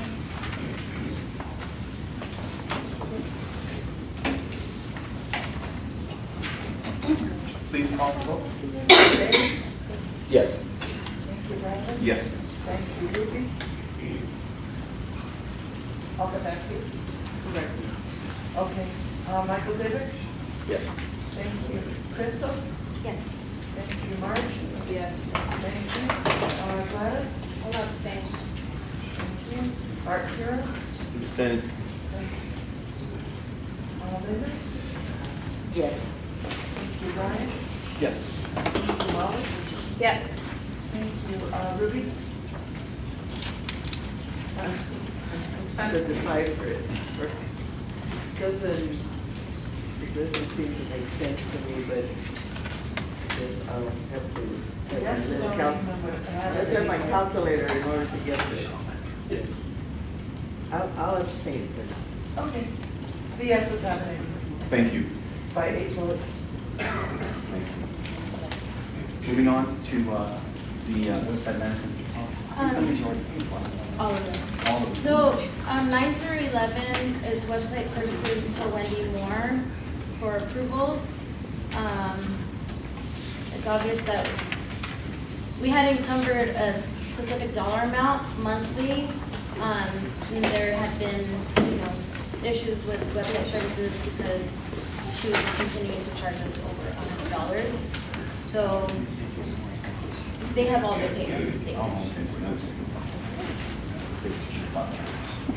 So I asked for these invoices and she said there's no need for me to have them. Yeah. So these need to be taken off these items need to be taken off the agenda. Okay. Does everyone understand that? 9 through 11? Yes. Can you repeat that? Go ahead.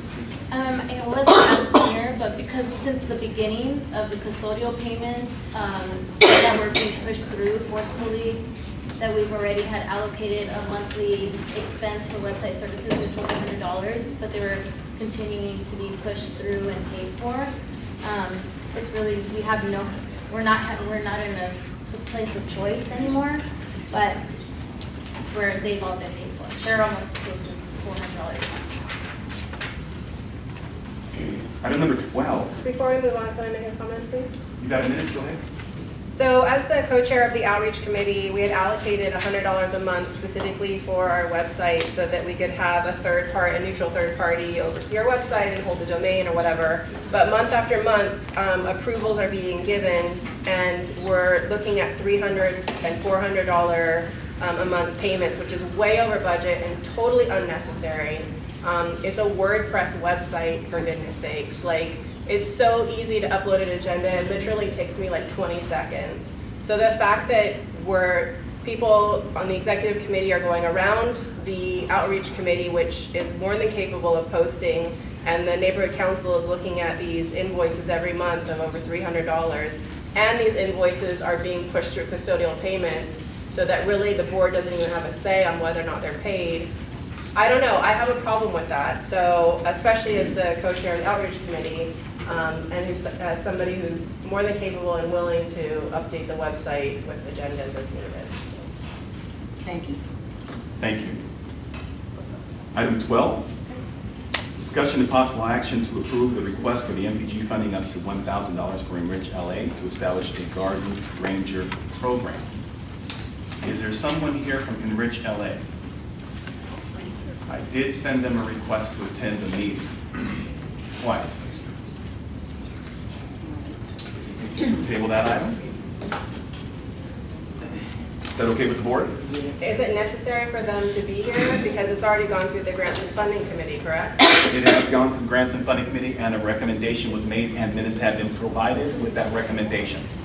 Okay, so it's not, it is or it is not necessary for somebody to be here to represent the item for the board to consider it? It is not necessary for them to be here, but the Grants and Funding Committee does request if they would please be in attendance to answer any questions, to please be here. But that does not mean that the board does not, is prevented from taking an action on this item. And given that this has been on the agenda at least twice, it may be prudent for the board maybe to take an action on this item. Well, I agree they should take action. I think so. I mean, unfortunately, we're not able to be there, because we provided everything, why keep putting it? Sounds good. I think you guys should take action. Sounds great. Go ahead, Ms. Taylor. I would just say that there's 5 NPG requests, all in a row here, and that we may want to consider the allocated budget of $5,000 for the year as we consider each of these items, because it would be a shame to approve one at the top, use all of the money out of that budget category, and then not have any funds left for one that's just happens to be later on down the agenda. So I guess my recommendation would be if we can open it up for a discussion on all NPGs. Is that from 12 to 16? From 12 to 16? 12 to 16 is the NPGs. What are you asking?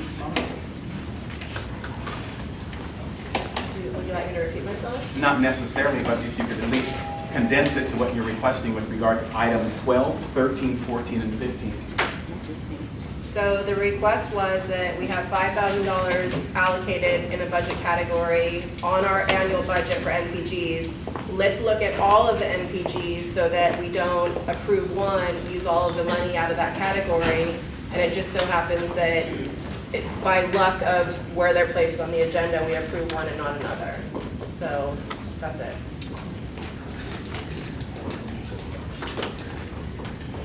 Any other person discussion on that? You want to make a motion? Molly? There's not a motion to be made. I'm just asking you, would you like to make a motion, Molly? There's not a motion to be made, it's just a request of the chairperson. I'm doing items as they come up. I'm on item 12. You've asked for consideration and discussion of items 12, 13, 14, and 15. And I think it's 16 as well. So what are you asking? Are you submitting a motion to open up these items? I'm not going to make a motion, I'm just merely suggesting that we may want to look at the bigger picture rather than each item, because again, it's just by luck where they're placed on the agenda. So we're going to put it on the shelf. It's not by luck. You need to understand how it's not by luck. Each item is placed on the agenda as has been for the Grants and Funding Committee. as they come in front of the Grants and Funding Committee and are provided with recommendations. So each item that's itemized numerically are those applications that came in prior to the one subsequent to that. So I'm on item number 12. And we have a request here for Enrich LA to establish a garden ranger program. That's where we are at right now. So you had a comment? Go ahead, Dean. I just wanted to verify what is the exact amount that we have in this category for 12 through 16. $5,000. Okay, thanks. Anybody else? Ruby? Gladys? Anybody?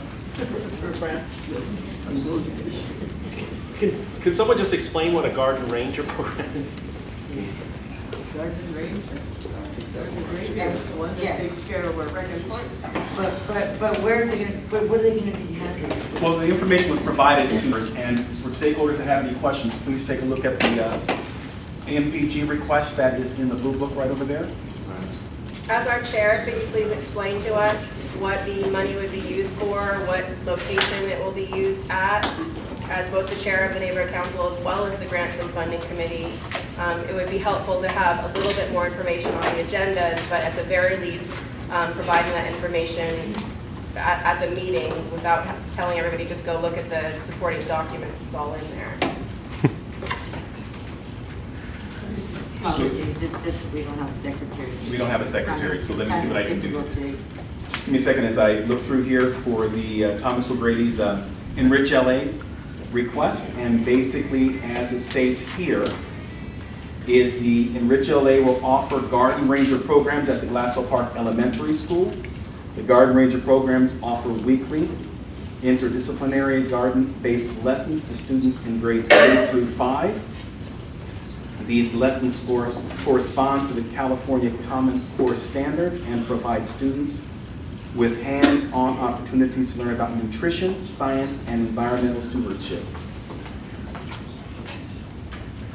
It shows here by years, and about 500 plus students at Glassell Park Elementary School will have engaged in the Garden Ranger program. So it will only be for Glassell Park Elementary School, not Fletcher? This is what I see here in their request. And what is the money used for? Is it for staffing or for plants or what? Funding cannot be used for staffing, but it does show here that the grant's being requested as, let's see here. Grants in the budget here. Need some water? Yes. Need some water? Need some beer.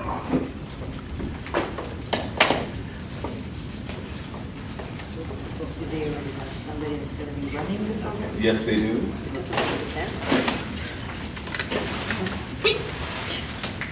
It's for materials, as it states, for materials only. So on 6A, it says there's... Bear with me. Maybe 6A, okay, so let's go to 6A. No, on No, the supporting grants and funding documents. proposal. Oh, okay. It says garden ranger, and that's a personnel-related expense, and it's asking us for 280. So I was just wondering if that, we're not supposed to use it for personnel? They're not supposed to use it for personnel. It says personnel expenses, garden ranger. I'm only going off of the funding request here and what their budget states. That's what I'm So are using. we, this is what came with the supporting documents. I understand, but I'm only, as I was requested, what the items are used for says GPNC for materials only, 1,000. So just as a point of clarification, there's supporting documents that Marge and Dane are looking at. Are they on the website or were they sent by email? Those are the supporting documents by email. Okay, and then Bradley has a separate set that's different. Bradley doesn't have a separate set. That's the same documentation that all board members receive. Okay, and the second point of clarification is that this was approved by the grants and funding. That is correct, based on the funding. By their funding submitted with their application. But the application that Dane and Marge are looking at has a staffing line item, correct? I'm only going to speak specifically of the funding submittal that Enrich LA submitted to the grants and funding. Yeah, it looks like there's 280 allocated towards a garden ranger and 720 towards garden supplies. Where to look at that. Yeah. It's on page 2 of the form. And have we supported the Enrich LA and or Glassell Park elementary garden programs in the past? Asking? I'm asking the chair, yes. Oh, the chair of. The chair of the grants and funding and Yes, we the have. neighborhood council. Yes, we have. And is there a time period on this? Oh, completion date. So this is for the end of this year? This is the end of this This year. is from now or whenever they get the money till the end of the school year? For the school year. School year, yes. Okay. Go ahead, Mr. Disick. So you had kind of started off the conversation by saying that you usually don't do these things unless people are here to actually present their case. So I'd like to propose a motion that if the people are not here for these, that we table them. Yeah. Are. Table. Because this is just taking so much time, and we don't know. We don't know. If they want them phones, then I presume they'll come next month and share what the program is with us. Thank you very much. Three comments, thanks, Mike. That's a motion. Oh, it's a motion? Yes. Okay, can I get a second? I'll second. Can I get a second? Okay. Crystal? Okay, thank you. Further discussion? Just one thing. Go ahead, Marge. Are we going to tell people, I mean, if we spend the whole $5,000 tonight on these other items, are we just going to tell them you weren't here, so I'm sorry, we don't have any money left? Yeah. Okay. That's basically what we do. All right, just wanted to be clear that That's what we do. I mean, coming next month isn't going to do them any good if we spend the $5,000 tonight. Again, they can come next month to the Grants and Funding Committee and make a request, and it's up to us to let them know. Okay. But they can always go in front of the board because we only make recommendations. All right. Does this, I have a question. Go ahead, your comments. If anybody on the board has children at Glassell Park Elementary School, would that make it that they couldn't have it? That would make it that they couldn't possibly have the funds. So, do we have any board members on this that have children at Glassell Park Elementary School? Michael, what is the gist of your motion that we approve this for? We table the ones where there's no presentation available for us to understand what the funds are going to be.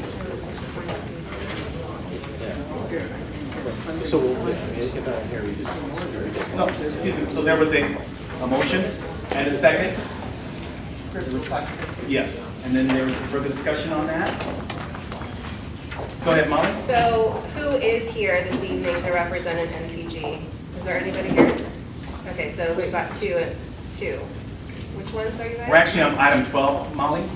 So we actually have a motion and a second. Well, actually, my motion is for any of them. Any of them. Oh, you want a bundle? We want to bundle the ones that Whatever nobody's ones are not for. here represented. That's all. So, if any of these folks are not here, Let's then we'll move just with table our it. agenda a little bit. Okay, so we're gonna do with what are we doing with Well, Rob? yes. Where's the chain handle? What are we doing with Rob? Right there, Well, right behind you. we already have a motion and a second, no further discussion, so the idea is to table this item 12. No, it's actually to table any of the MPGs that are not here. Well, is that what your motion? That's my motion. So you're withdrawing, okay, No, so that was the motion. I made. No, that's a motion you made, okay. Okay, that's the motion made, okay, clarify. Because So then you it's one- said, so you're saying if any of these guys aren't here, we're gonna fund them? I said, no. Well, So but I yes. was asking for the motion, is what I was asking for. So now that it's clear, that we're looking to address only those MPGs that are here. Correct. Okay. And And that's table what, those. Crystal, you understand that was the second? Yes. Okay. So no further discussion The on rest that? are tabled. The next one, not just. We're gonna vote. Yes. So we, all right, so we're gonna vote on that first. Just if we do that. Go ahead, call for a vote. All right, that's Please. 12, but what about 13, 14, 15? Or actually, we'll just say. So we're gonna go through the vote We're first. going individually. I'll say 12 plus. Good. All right, Dane, how do you vote? Yes. Thank you. Bradley? Yes. Thank you. Ruby? Yes. Thank you. Michael? Yes. Thank you. Crystal's gone, I'll come back to her. Marge? Yes. Thank you. Gladys? Yes. Thank you. Mark? Cheryl? Yes. Thank you. Linda? Yes. Thank you. Ryan? Yes. Thank you. Molly? No. All righty. And Pablo and Francisco are still absent.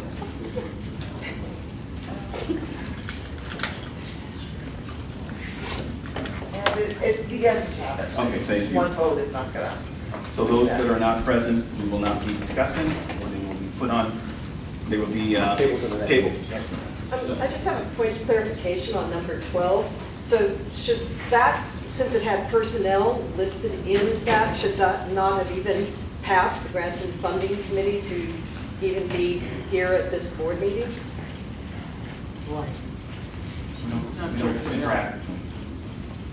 Thank you for the comment. We've got item 12, 13, 14, 15, and 16. So we can go through them in order. So 12 right here, that's done, table. Excellent. 13. 13, discussion possible action to approve the request for MPG funding of $3,500 for the environmental sciences and technology to establish a school campus garden. Okay, we have a representative here, and I do want to make sure that, oh, two. Oh, 2 minutes, yes. And I just want to make sure that the board knows that the committee did make a recommendation to approve based on the funding that was submitted. Go ahead. Thank you. My name is Anthony Parker. I'm the environmental science teacher at ESAT, and I would just like anyone and everyone to join me in standing up and taking a breath, because that's what I really need to do right now. So anyone would like to join me and stand up? Stretch a little bit, something. Inhale and exhale. Okay. With the rest of my time, I would just tell you a little bit about the garden. So I started working there last year.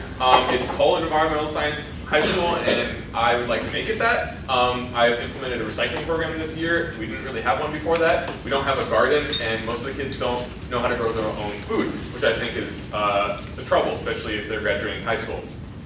So I want to start a garden there. I proposed $3,500 because it takes a lot of money to build a garden from the ground up, and I want it to be sustainable. I don't want it to be something that I build this year, and if I leave next year, it's going to be gone. So that involves buying high quality wood and metal and things to make sure that the planters and such are so. I want to build a trellis archway that's quite extensive so that we can have several hanging fruit and other plants to create a shaded area, because it is on the south-facing part of the building, and I want it to not only be a place where we grow food, but also a place for the students and the community to share. Recently on the lot next to the school, there's been, I forget what it's called, Saturday, Sunday, weekend fair thing sort of happening, and I would love to have the opportunity to come out and check out our garden once it's established. I'm also doing native plants so I'm working with the Theater Paint Society. Those are actually, I already planted those out of my own pocket because they need to get going. And I would just like to make the request that if this is possible to get funded, to do it soon, because the seasons don't wait for decisions to be made. And if we're going to plant things in the spring season, it needs to be done very soon.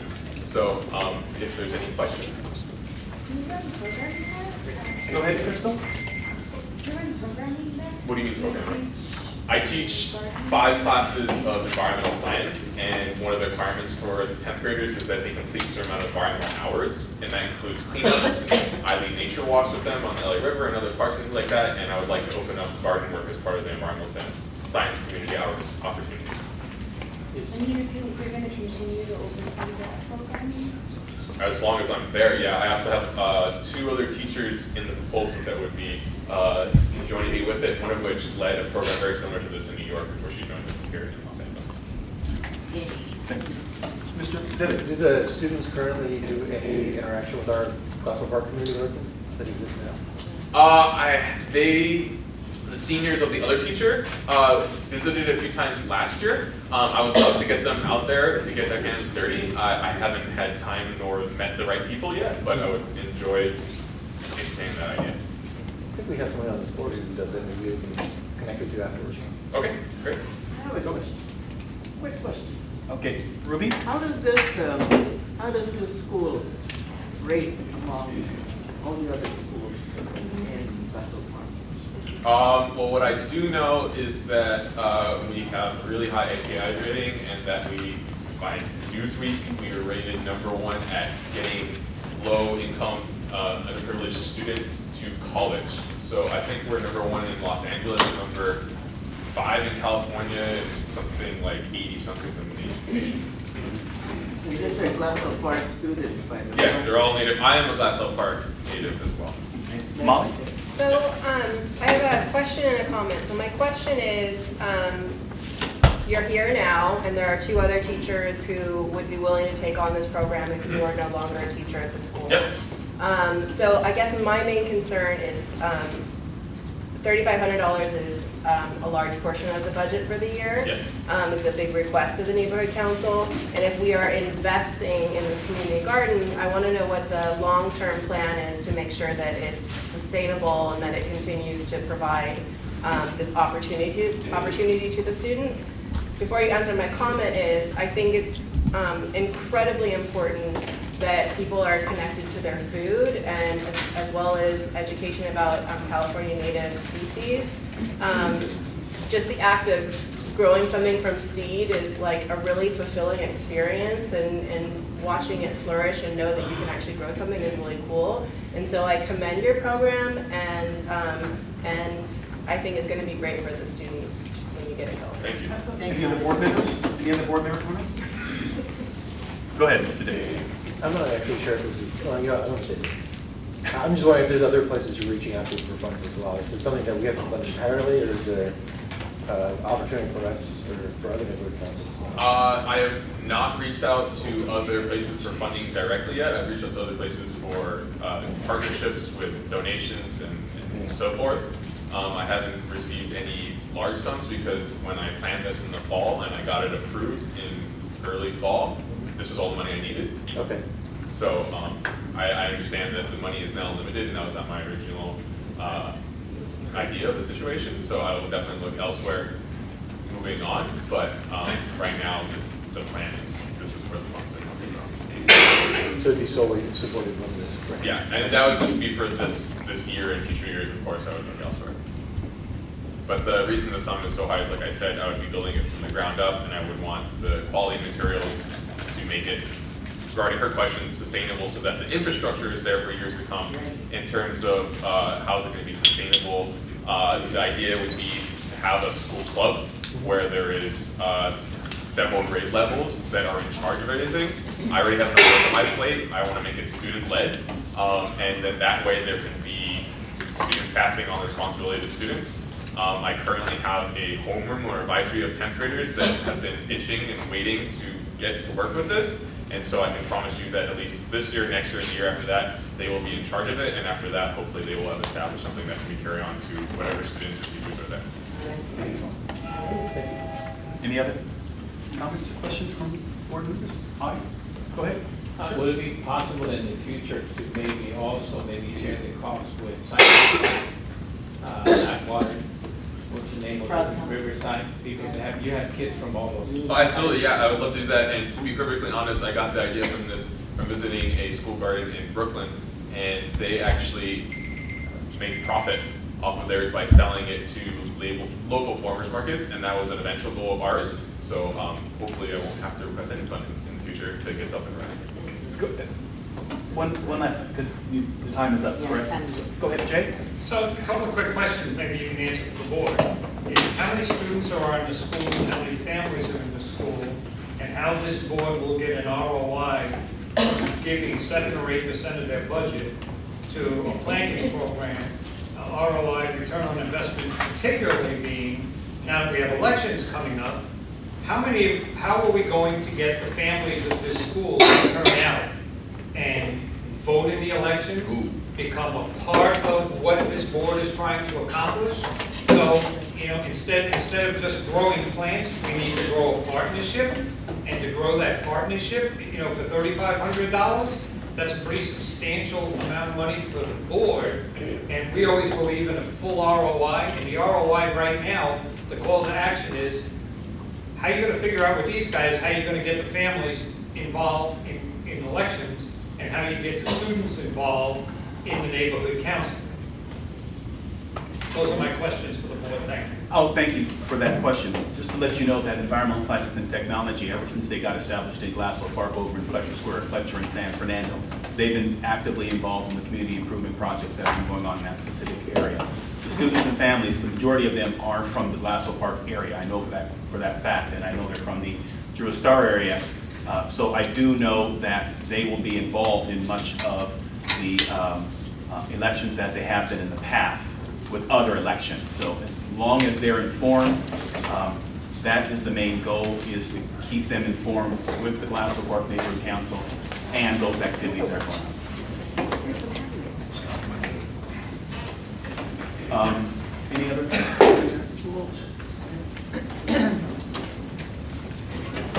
So we got a motion to approve? Or second? Can I get a motion? I motion. Sanchez, motions to approve? To approve. How much? From 3,000. 3,500? 500. Okay, can I get a second? Second. Was it Ruby? Go ahead, Ruby. Second. Excellent. Any further discussion? Go ahead, Molly. I'd like to know what other NPG is represented here this evening before we make a decision. Go ahead, Molly. I mean, Marge. I have the same question. Okay. I'd like to know who else is Glassell Park Rec Center, the rec center, and that would be for the, 500 for the spring event. the Number fourth 15. Number ENT. 15. Oh, they're both for rec center, 15 and 16, right? No. 16 was a past event. Yeah, 16 was the 16 past, is the labor. that was board member reimbursement. That was Oh. reimbursement. Okay, that's still an NPG, right? It's part of that MPG, yes. Okay. All right, At least so- that's what they asked me to put on the agenda, as. Are we still in further discussion? Yes. So, while I honor what Bradley had said about his experience with the school, I've had a different experience as the co-chair of the outreach committee, providing flyers and information. I found it challenging to establish a relationship with the school, and I've tried. So I think, speaking to Jay's point, it's really valuable for us as a neighborhood council not only to have an ongoing participation with our local schools and our community. So as we consider this, I hope that your wheels are turning to get the students and the PTA and the teachers more involved in the Glassell Park community, because I can't stress how important it is, and you've seen some of the issues tonight and why it's so important that the community is involved. Well, I can respond to that just by saying that the other teacher who's going to take not over, but join me once it's built, it's government, the seniors. So I think that sounds like an excellent idea. For the discussion? Call for a vote. This is $3,500 to Anthony Parker's project. To the environmental sciences and technology. It's not going to fit in your wallet, yeah. Dave? Yes. Thank you, Bradley. Yes. Thank you, Ruby. Yes. Thank you, Michael. Come back. Okay. Crystal?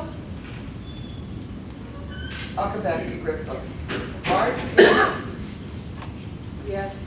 Thank you. Gladys? Yes. Thank you. Mark Kuros? Come back. Okay. Linda Sanchez? Yes. Thank you. Brian Sharp? Yes. Thank you. Molly Taylor? Yes. Thank you. Pablo Stilapson. Let's see, let's go back to Francisco Stilapson. Michael Divitt? Yes. Thank you. Crystal? I'm sorry. Yes. Thank you. Mark Harris? Yes. Thank you. Yeah, the yeses have it. Unanimous. Very good. Well then, Crystal, you stepped out of the room earlier on the vote regarding tabled motions where people did not show up tonight, such as Edward Chalet. I have you marked as absent. You want to say anything? I seconded, so yes, I vote. Okay. Yes. I figured as much, but kind of gave up about that. Thank you. Thank you. Congratulations. Thank you very much. Thank you very much. So motion carried, correct? Yes. Okay. Yeah, I'm just waiting for the minute taken to say. Oh. Okay, so we have discussion, possible action to approve, that's item 14, is discussion, possible action to approve the request for MPG funding up to $1,000 for the Avenue 50 Studio Southwest Museum mural project. And this was a project that not only was submitted by Avenue 50 Studio, but was also submitted by the Southwest Museum and also from Council District 1, Joe Cedillo's office. The Grants and Funding Committee did recommend approval. Is there anyone here from Avenue 50 Studio? Table the item. Brian,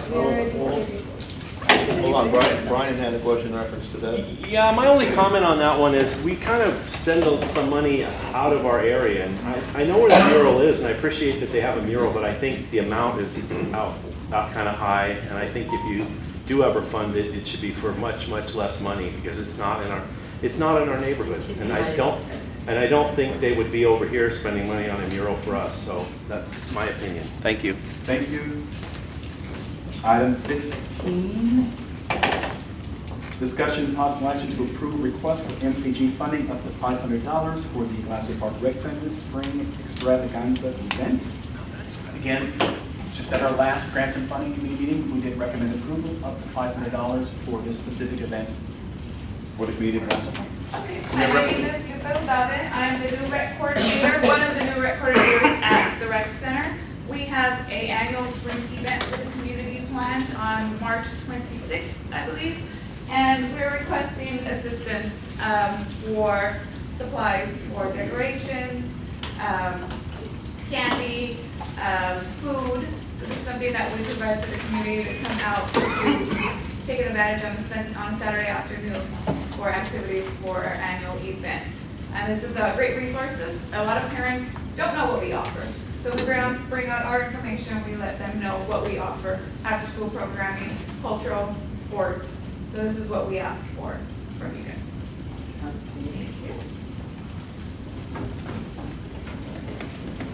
Any questions or comments from the audience? I just have one public comment. Whenever, I just make a request that whenever you guys are spending money on stuff, to, if whenever possible, to do it at local small businesses. That's it. Makes sense. Thank you. Go ahead, Mr. Tippett. Is this the type of event that we want to have an outreach table at? I think that would make sense, yes. And we've done that before in the past, as you already know, for these types of events at Glassell Park Rec Center. Can you remind me the date and time of the event? March 20th.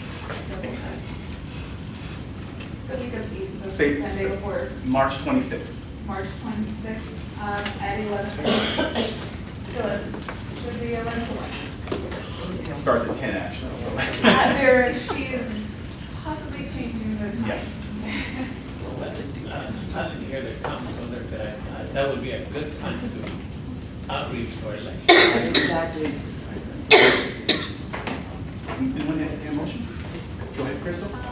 Motion to approve, The amount $500. $500. Can I get a second? I'll second. Thank you, Molly. And Taylor. Any further discussion? I do. Go ahead, Molly. I hope that this is the first of many events that we have the opportunity to work together on. It would be great. I've attended your events in the past. I have attended your Halloween events. And you guys do a really good job. And so anything we can do to support them, I will be in favor of. Any further comment? Discussion? Call for the vote, please.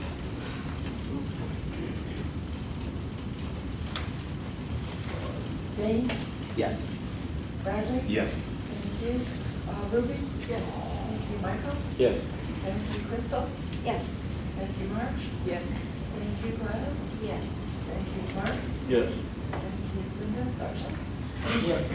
Thank you. Brian? Yes. Thank you, Molly. Yes. Unanimous. Thank you. Congratulations. Thank you for being patient with us. Item 16, discuss possible action to approve request for MPG funding up to $169 for the LA Rec and Park Facilities use permit for the 4th annual Glassell Park Pride Day cleanup event. The reason why this is on the agenda is when the board approved $1,465, part of that $1,465 was the park facilities use permit, for which the department did not honor because the chief accounting office denied that request due to the fact that the funds came from my business account in the amount of $169. And according to their policies, they are not able to fund anything from a separate business, although they were provided with all the required requirements. And for some reason, that policy came into effect since previously we had already gotten approvals for those facility funds before in the past. So I don't know what happened, but nevertheless, I'm asking for reimbursement for the park facilities use permit. And I'm going to have to excuse myself from this discussion item. So I'm going to ask Mark to take that item over. One question for clarification. Please. So it's not really an MPG, it's a reimbursement? It's a reimbursement, but I was also requested to indicate that it be an MPG because that was part of that specific program request when it was approved by the board. So it's really a board reimbursement. Are you supposed to recuse yourself on this item? I have to because the Community Improvement Project, or MPG, that was previously approved had something to do with... Explaining it, right? You're just explaining it to us. Yes. So if you mind, I have to ask Mark to take that up. And the receipts are contained.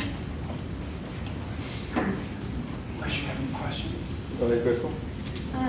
So I can speak to this because I recall the email that I would gladly share with anybody that requested. Was that the items that they were only able to honor a certain dollar amount because there was items and receipts on there that were after the fact, after the event had already happened, that were submitted along with the paperwork. So I can share that information, and I think that there should be a discussion because, or tabled to come back. Go ahead, Michael. So was it So there was an original amount that was funded and approved, Yes, right? correct. So was that entire amount spent minus this? Or is this in addition to that amount that was approved by the board?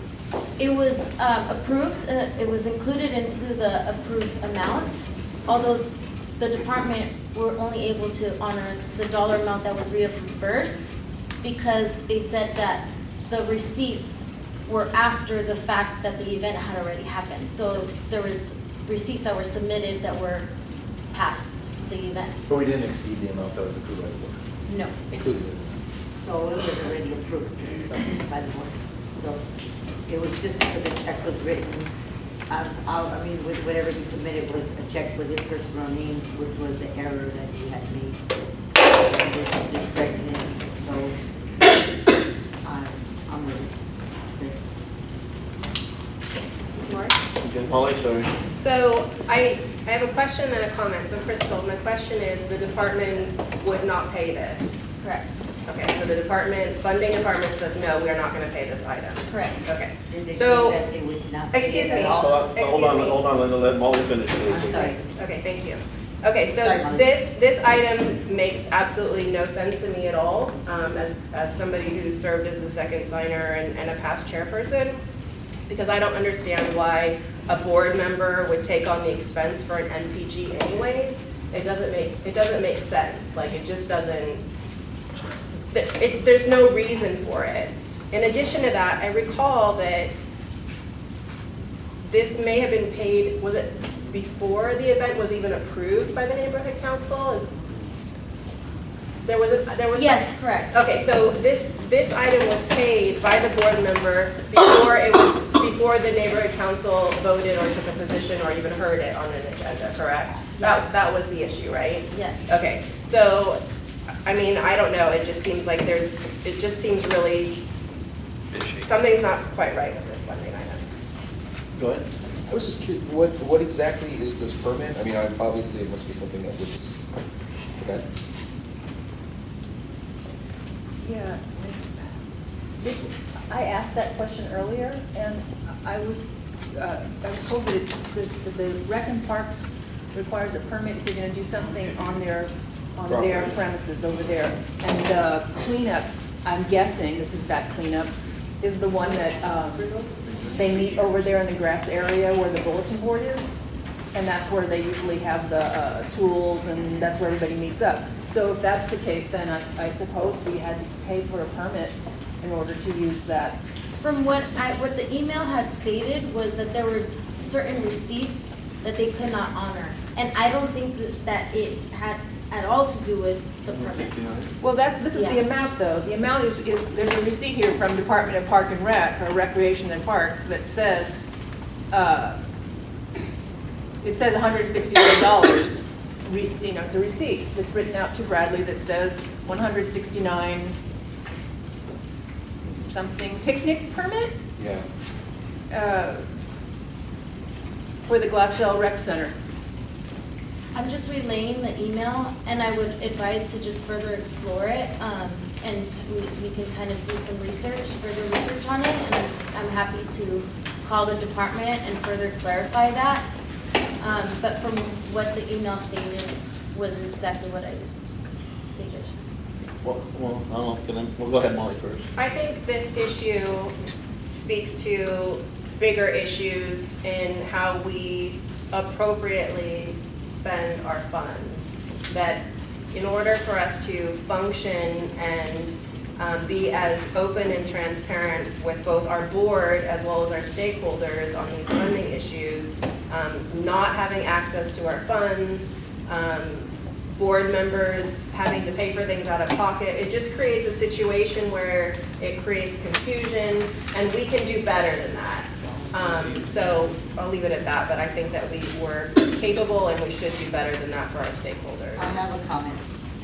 We were told when they came from City Hall and gave us a training that at a lot of times that was gonna happen, that we were gonna run out of hamburger buns, or we were gonna run out of something or other, and money was gonna have to be put out there, and that it was allowed. It is allowed, That's but my understanding. it is allowed, but that's not the situation. But the situation was about a check that he put in whatever it is, that you, a request, whatever, he used the wrong letterhead. No. But I think we should table this and let you guys, and let everybody get it clarified instead of us throwing it around back and forth. We need to investigate further and leave it at that. I think that's the best choice. Is that a motion? Are you making a motion? I'm making a motion. The motion is, Not yet. To table it until we. Still on discussion. Okay, you want to discuss? oh, go ahead, Ruby, sorry. Okay, go ahead, Ruby. Yeah. You know, there's been many times when a stakeholder has to advance the money in order to get the project going. And this is one time when we had to pay for a permit in order to get this project going. And I don't see any problem with one stakeholder issuing a check out of his own personal account to get this permit going. What is wrong with this? Go ahead. Okay, and I don't know if that's the point, the thing that I'm concerned that it's actually on the agenda as an MPG.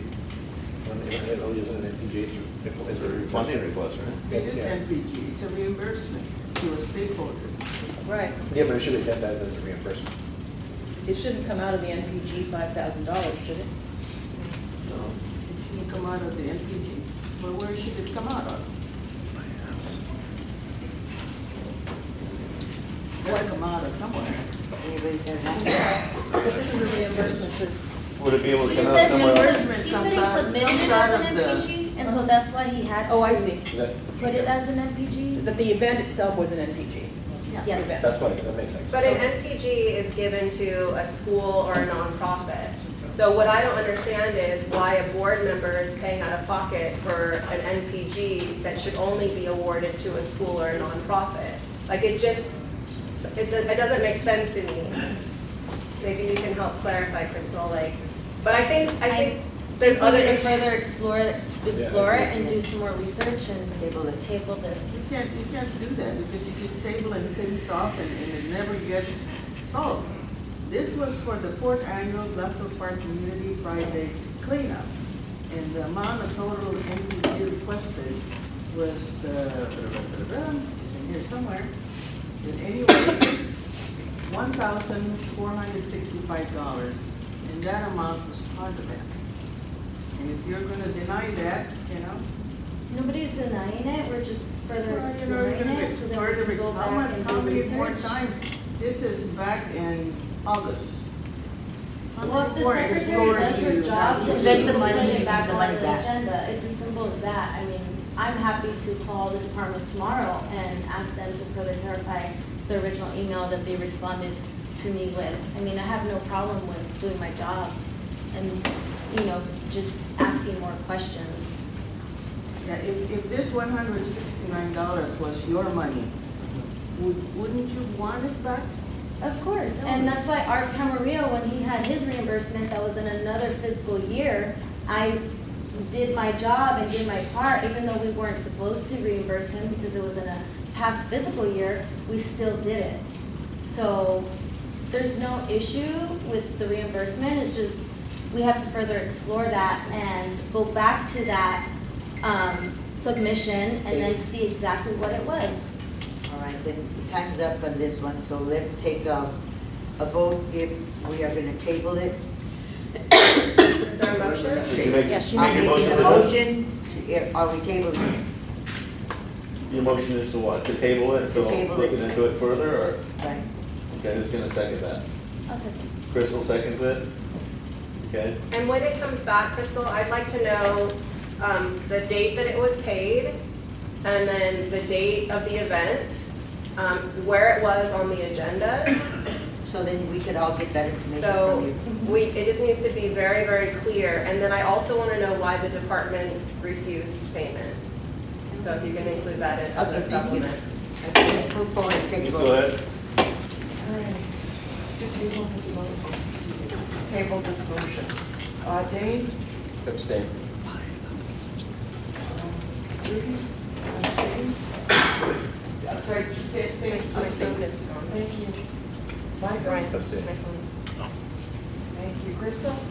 Yes. Marge? Yes. Gladys? Oops, wait a minute. Okay. I'm sorry. She said come back to her. Oh, come back, okay. Thank you. Go ahead. Mark Quiroz? Abstain. Thank you. Linda Sanchez? I'm sorry, was that a mistake? Brian? Yes. Thank you, Molly. No. Okay, and, we already have 5 abstains. Let's see, Gladys, how do you vote? Abstain. Okay, that's a lot of abstains. 6 abstains, so the motion doesn't pass. Actually, I was reading somewhere that is. Someone yes or no? Still Yes. discuss it. It's a no vote. Abstain is a no. Oh, it's a no vote, yeah. So how do you want to proceed with this? Say it. Does it count the person that makes the motion? You know, there is also. make the motion, can you abstain? I know, that's what I was Well, gonna say. I'm just trying to get it Hold on, settled. hold I'm just trying to get that settled. Guys, hold on, Ruby. hold on. And like I Ruby. said, I'm new to this, Hold so on, I hold made a on, hold on, mistake, sorry. Linda. Go ahead, Ruby. Okay, I have here a receipt from the Department of Recreation and Parks to Bradley acknowledging that $169 payment. I don't know what we are arguing. There is a payment that was required by Rec and Parks to initiate this event. If Bradley paid that out of his account, out of his money, then he should be reimbursed. I believe that they're not talking about that amount. I believe that that was included in the amount that was actually approved, and why they didn't approve the additional money was other receipts. I mean, that's why I'm saying I'd rather further clarify this and get down to what it actually is, and not just, you know, throw it under the rug and like move on and let's pass it. Right, so, So we're not talking about 169. What are we talking about? Crystal. Uh-huh. Are we talking about the full amount that they allotted? What are we talking This is about? Bradley's money. Category that is covered. It's the amount, I mean, don't you wanna know exactly what it is? well, question. I mean, when I get word from the department, I follow. Like, I don't know if anybody else follows, but when they say that they cannot honor a certain dollar amount, then I cannot honor that certain dollar amount. I mean, they're the ones that are making the final decision, and if that's what they say, then I'm not gonna go against them. I'm gonna further clarify and ask them why they couldn't honor this dollar amount. Go ahead, Orange. Crystal, are you saying that even if we approve it tonight, like we just said, yes, we approve this, that Dunn will not allow you to pay it? Possibly. Okay, so we're kind of just spinning our wheels here.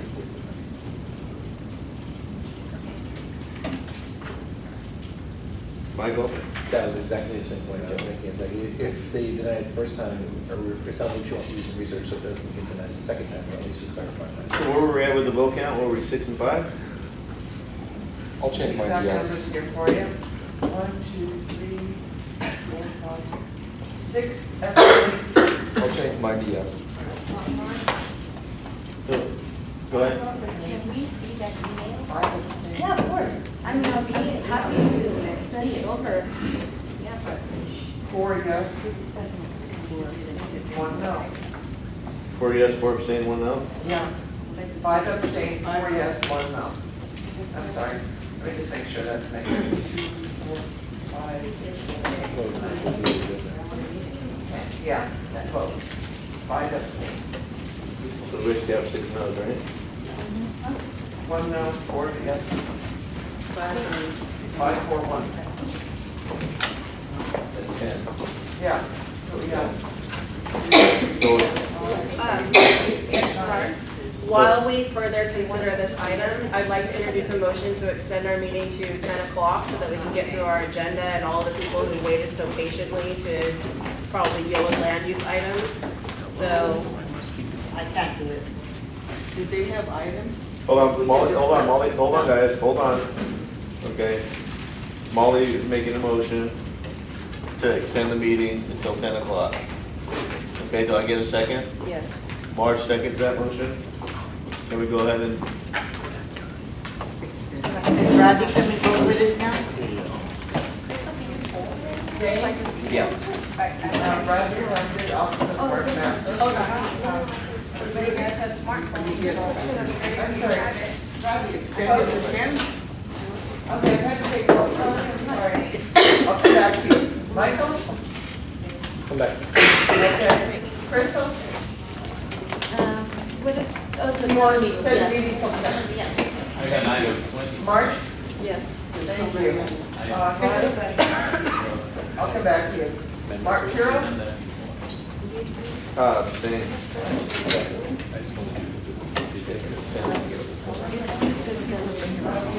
Bradley, would you like to extend the meeting until 10 p.m.? No. Okay. Linda? Change my vote. Okay, Sorry, for the vote. Yes. thank you. Molly? yes. Thank you very much. Ruby, coming back, you want to extend the meeting until 10?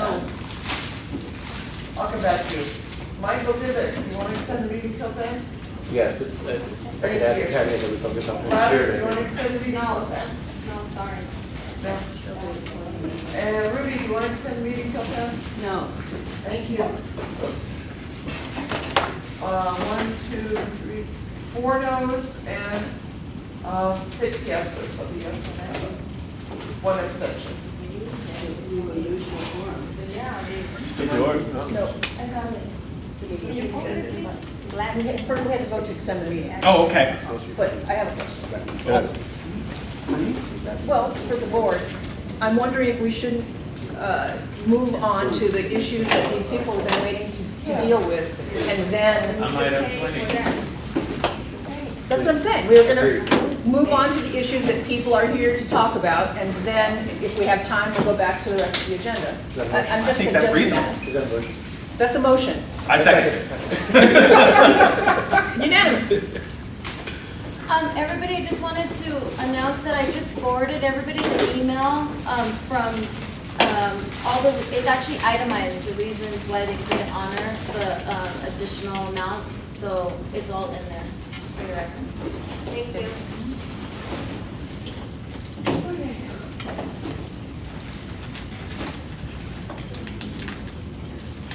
So we're voting on this? Okay. Well, yes, I was waiting. There's a motion, second, a call for a vote to jump around the. Well, to hear the items of the public. I thought that was already unanimous. I don't know. Well. We need a roll call? Yes, I think we should. Really? Yeah. Oh, okay. Unfortunately. Oh, I'm sorry, I didn't realize. Move Lupeck to the front of the line.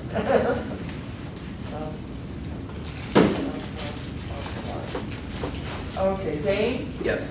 Thank you, Bradley? Yes. Thank you, Ruby? I'll come back to you. Economic Development and Land Use Committee issues. Oh, yes. Okay, Michael Bivett? Thank you. Crystal? Yes. Thank you, Mark. Oops. Yeah, Mark? Yes. Thank you. Gladys? Yes. Thank you. Mark? Yes. Thank you, Linda? Yes. Thank you, Brian? Yes. Thank you, Molly? Yeah. And Marge, you made the motion, who seconded, oh, there was a whole bunch of you that seconded it, right? All at once. Bradley, you. Yes. Okay. Okay. So you turn it over to Moving me? you back to the front of the line. Yes. Okay, so we're going to move on to item B, Wanda. Art's here for Tony. Oh, I thought you were requesting the item with regard to I technology. want you guys to get approval so we can pay these guys. Yes. Okay, so folks, Mr. Cameron, did you want to? Well, you know, when we had one of the events here, we damaged the state table. Now, the senior luncheon was being served illegally by using the sterno cans. When the inspector from the county gave him a warning of shut it down. So I came to you guys and they said to go ahead and handle it. Right. I got someone to come to fix the machine for the city. Came over and fixed it. And they wanted payment up front. Then I talked them into giving us 30 days to pay him with a card. And they did that, and now the 30 days went up, so they charged it to my card. And that avoided a late charge to you guys. So I just want you guys to get approved it, and if you have the card, I gladly take it in so you can charge it and then the credit. That's item 20, right? So the. What's your- a steam table? STEM table? Steam table. Which one? The one we use for the event outside, right? Yes. Yeah, they have. For the burgers. For what? What is it? It's the steam table. I know, but what event was it? It was for the, What event? What event damaged it? We were, you know, we were making Newton hamburgers. So when we had the big truck, all the trucks there outside.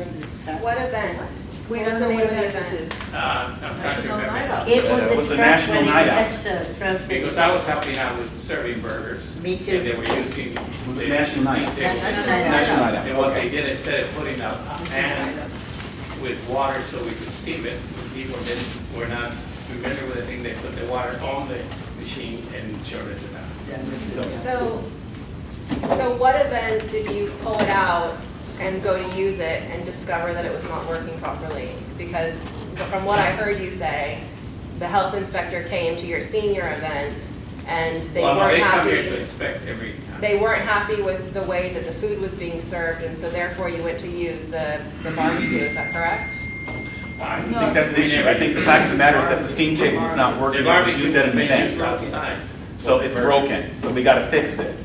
But we're just trying to be clear about No. who broke it, when, where, and why are we responsible for their The steam people that table? were cooking, and it was already meant. I mean, Okay. I helped cook burgers and serve burgers. I don't remember. Just asking the question about which event it was. Which event? It was National Night Out. Bobby was the cook, and we were using the barbecue outside, that they were warming up food in the kitchen, which they were not supposed to use, unless they're authorized to use it. True. Right. And then the following Monday, when the people that come and serve lunch for the seniors, they found out that two of the burners were not working because they were short. Okay, so I was the organizer of that event, and Paul, who's a chef, was on the grill all night. And when he cleaned up the grill and put it away, he made no mention that there was anything wrong with it. And to my knowledge, it hasn't been used since. So I'm wondering how it was discovered at what event. You're talking the barbecue, Molly. The barbecue was Not the outside. That's barbecue. different from the Steam steam table. table that's in the But kitchen. that wasn't used at National Night Out. They used it They used No, to. they didn't. because they had water that was shorter than that. No, they didn't. They were keeping something warm in there, I don't know what it was. So the steam table belongs to the seniors, it Go ahead. doesn't belong to the neighborhood council. Right. But Go they're ahead. saying we used Mr. it. Nivitt? But we didn't. I guess if I'm trying to understand, why did our have to fix this? Why did he have to take care of this? Because we didn't have access to the card at the time. Yeah, but why did they even, Couldn't I the mean, senior center? why did they come to you, Art, and not just come to the neighborhood Because I council? come to the senior events and I come here to help out in the other case. Okay. And they Because asked this me, is the first we're hearing of it. I They- mean, the absolute first we're hearing of it. they went to see is- one, they went to Rec Parks and they said, we weren't using it, it was, they were council, they should pay. Okay. And then after all those months, I guess, 3 I months. came to you guys to see if I could go get it. 3 months, he came to the executive committee But and if you said, guys don't want to Just pay didn't for put it, on it's the fine agenda with me. before. but Because it I'm just- tired it's of brought- dealing with this crap all the time. Yeah, it's just not They fair. don't ever ask me again to do something for them. Was it used at the event that Maggie organized, the seniors event here? Because I saw photos of steam tables out. No, it was not. And after, right after that. No, it was not. If you're gonna make an issue, I'll just take it along. No. I don't want it. Don't ever just ask me vote, to do this something just, for you guys. people, this is what we're talking about. We just vote on it. If you don't like the issue, or you don't against it, then you just vote We no. don't like it. No, I'm not talking about you, Marge, I know where you're going, because I understand I'm just where, trying to get clear about it. I know where you're going. The fact that he walks out every single time. this, This is not. You know what, there's nothing wrong with a board asking for information. but sometimes. Because it's not clear on the agenda. If the person's explaining it to you, Marge has some very But we valid asked a questions. very specific question, what event? And that still has National not been answered. Night We did Out. not use the steam tables at National Night Out. Yes, you did. We You didn't, just and you don't weren't know. here, so you wouldn't even know, Bradley. You were not here. They were not used. And It National Night was- Out was last August. I That know. was, it was But in you have to go through August. council, district, and several other different entities in order to figure out how they're gonna get paid. In addition to that, we can't even reimburse a stakeholder. It's against funding for a board to reimburse a stakeholder. I don't know why they didn't just submit the He's an bill. alternate board member, but go ahead. But why didn't they just come to the neighborhood council and ask us for the money? Why would he use his credit card and go through all these machinations? He went through CD1, he went through the Glassell Park Rec Right. Center, he went through But he all of the never came different to channels. us. He came to the executive committee and asked it to be placed on the agenda, But why? because the steam table is broke. I know, but at what event was the steam table National pulled Night out? Out, again. And discovered, hey, the steam Again, table's not working. He just said 3 days after the event that Monday, or 2 days after the event that Monday, that's when it was discovered. So if he's telling you that and you still can't seem to, then you can understand why the stakeholder's upset. I mean, you can understand. I'm a little upset that he felt compelled to use his credit card to pay a bill that should have just come to the neighborhood council. I mean, why is this happening? Why are people using their own money to pay for things that should not be paid for unless we've approved it? We haven't approved it. We would approve it, but I don't like being forced to approve it because somebody used his own card. I That doesn't understand. make any sense at all. I understand. Okay, and again, You you know- also wrote a check on your personal account to pay the Department of Parks and Recs. I mean, using personal accounts and then expecting to be automatically reimbursed This is is, not, this is the process we've used before for 4 years straight. using our own personal funds. That's correct. But But we're not rules supposed to do change. that. But again, this was the process we used before. And I'm saying to you, we did that funding training that you brought the people over here for, we did the And whole I think it was a PowerPoint. great Are we funding. gonna vote on this or? And- Well, okay, go ahead. Okay, so what we have in an issue in front of us is item number 20. For a reimbursement to this alternate board member of $250 for the service, excuse me, for the service call repairs for the steam table. So has anyone entertained a motion? I move that we pay. The paid amount of $250 for steam table. Thank you. Can I get a second from Gladys Pinto Munoz? Gladys, you're seconding the motion? Yes. Any further discussion? Yes. Go ahead, I Molly. do. Mr. Camarillo was very clear that they pulled him out for an event, and because the health department or whoever didn't like the way that they had it set up, they were using sternos, I would imagine, so the temporary, and they wanted them to use the other equipment. I wanted to know what event that was, because it seems to me that the repair was pressing in nature, specific to that event, and that's where the discovery happened, that they needed to be repaired. You guys, somebody called the repair person out to make that repair. And again, this is forcing the board into a position with public funds that is totally unacceptable. And when a board member or the stakeholders question and want information to be spoken to in a way like that from the chair is totally unacceptable, Bradley. Excuse me, Molly. Would you please get your comment out that speaks specifically to the agenda item? You don't need to tailor your question towards me or at me. You are the I'm- chair of our I'm neighborhood speaking council. specifically of item 20. Yes. You've made your comment. Can we move on? I finished my comment. Thank you. And you are the So chair of our we're going to go ahead neighborhood and take a vote on council. this matter? You set the tone. Okay, reimburse our Cameron $230 for the repair of the station. Dane, have a vote? Yes. Thank you. Robert? Yes. Thank you. Ruby? Yes. Thank you, Michael. Good. Abstain. Oh, Crystal? Abstain. Marge? Abstain. Gladys? Yes. Thank you. Linda. Arturos? Yes. Thank you. Linda Sanchez? Oh, she's right there. I'll come back to you. Ryan Sharp? Abstain. Thank you. Molly? No. Linda Sanchez, reimbursing Art Camarillo $230. Yes. Okay. 3, 4, 5. We have 6 yeses, 1, and 4 abstains, And no, I and heard. 1 no. So the yeses have it. So motion carries. Motion carries. We have item B. Can we go with 17? We are B1E. B1E. We already took a vote. I apologize, I gotta leave. Took a vote, so you're gonna have to put that on the agenda when I requested for funding over a year ago for that, so I You know gotta what? go. I'm sorry too, I'm taking care of my 78-year-old mother, my son's out of town, she's home alone, and I make sure she took her medicine before she goes to bed, so I'm on it. But we've already made a Okay, presentation. okay, well, let's We're still do this fine. last one, then. Let's do Again, it. let's do this quickly. Let's do it quickly.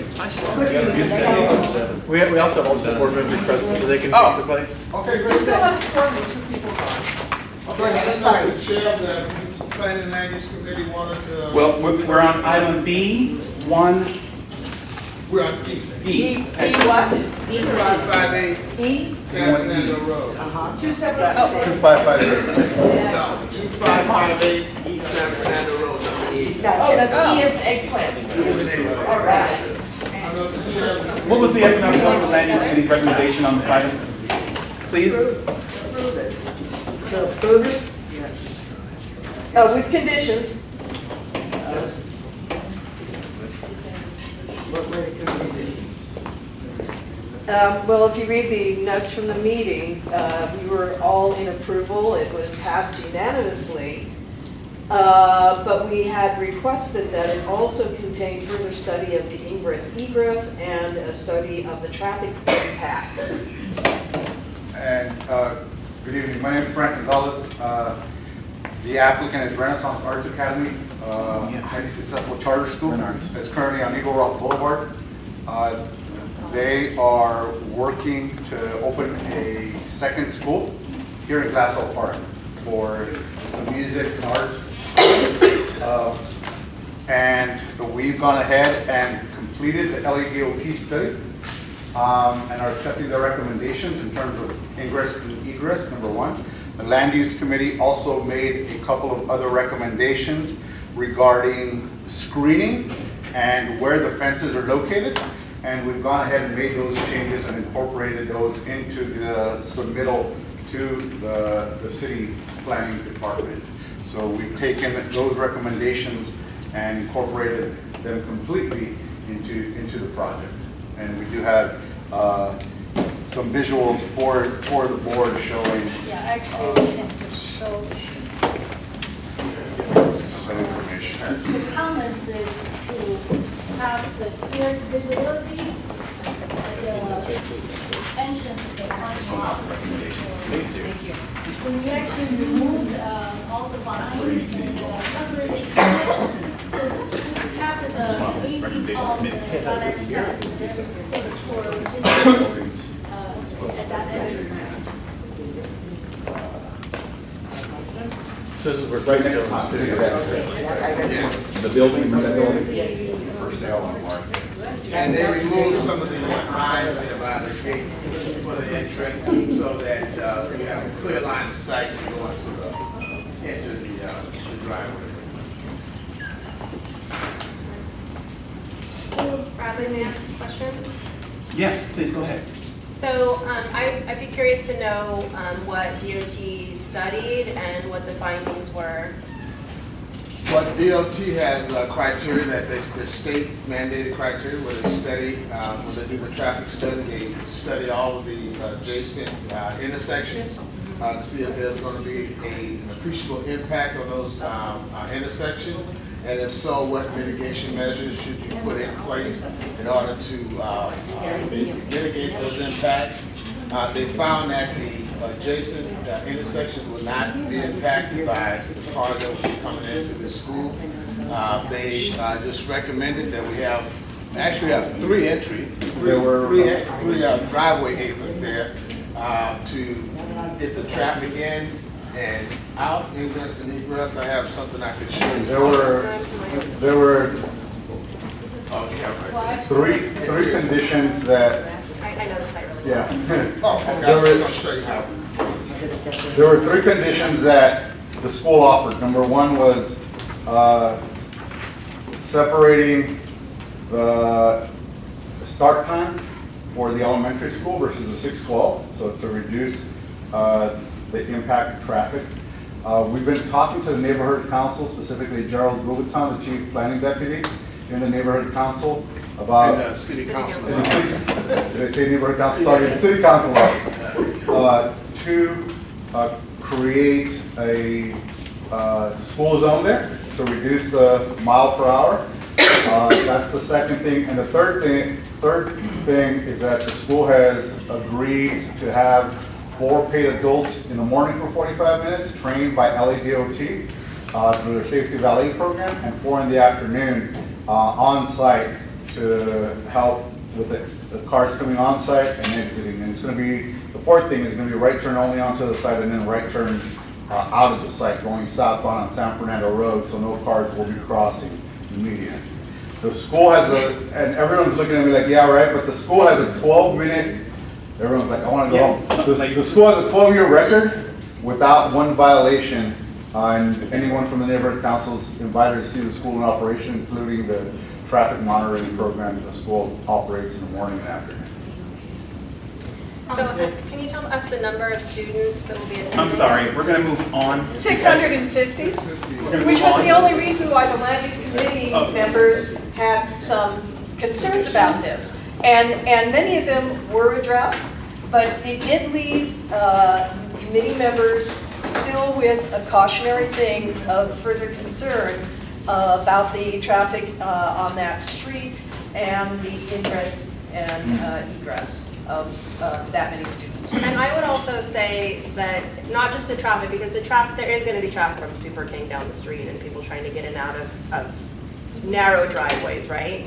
But my issue also is the safety of our kids, because all over Northeast Los Angeles, we have kids who cross in crosswalks, not in crosswalks, that unfortunately are hurt.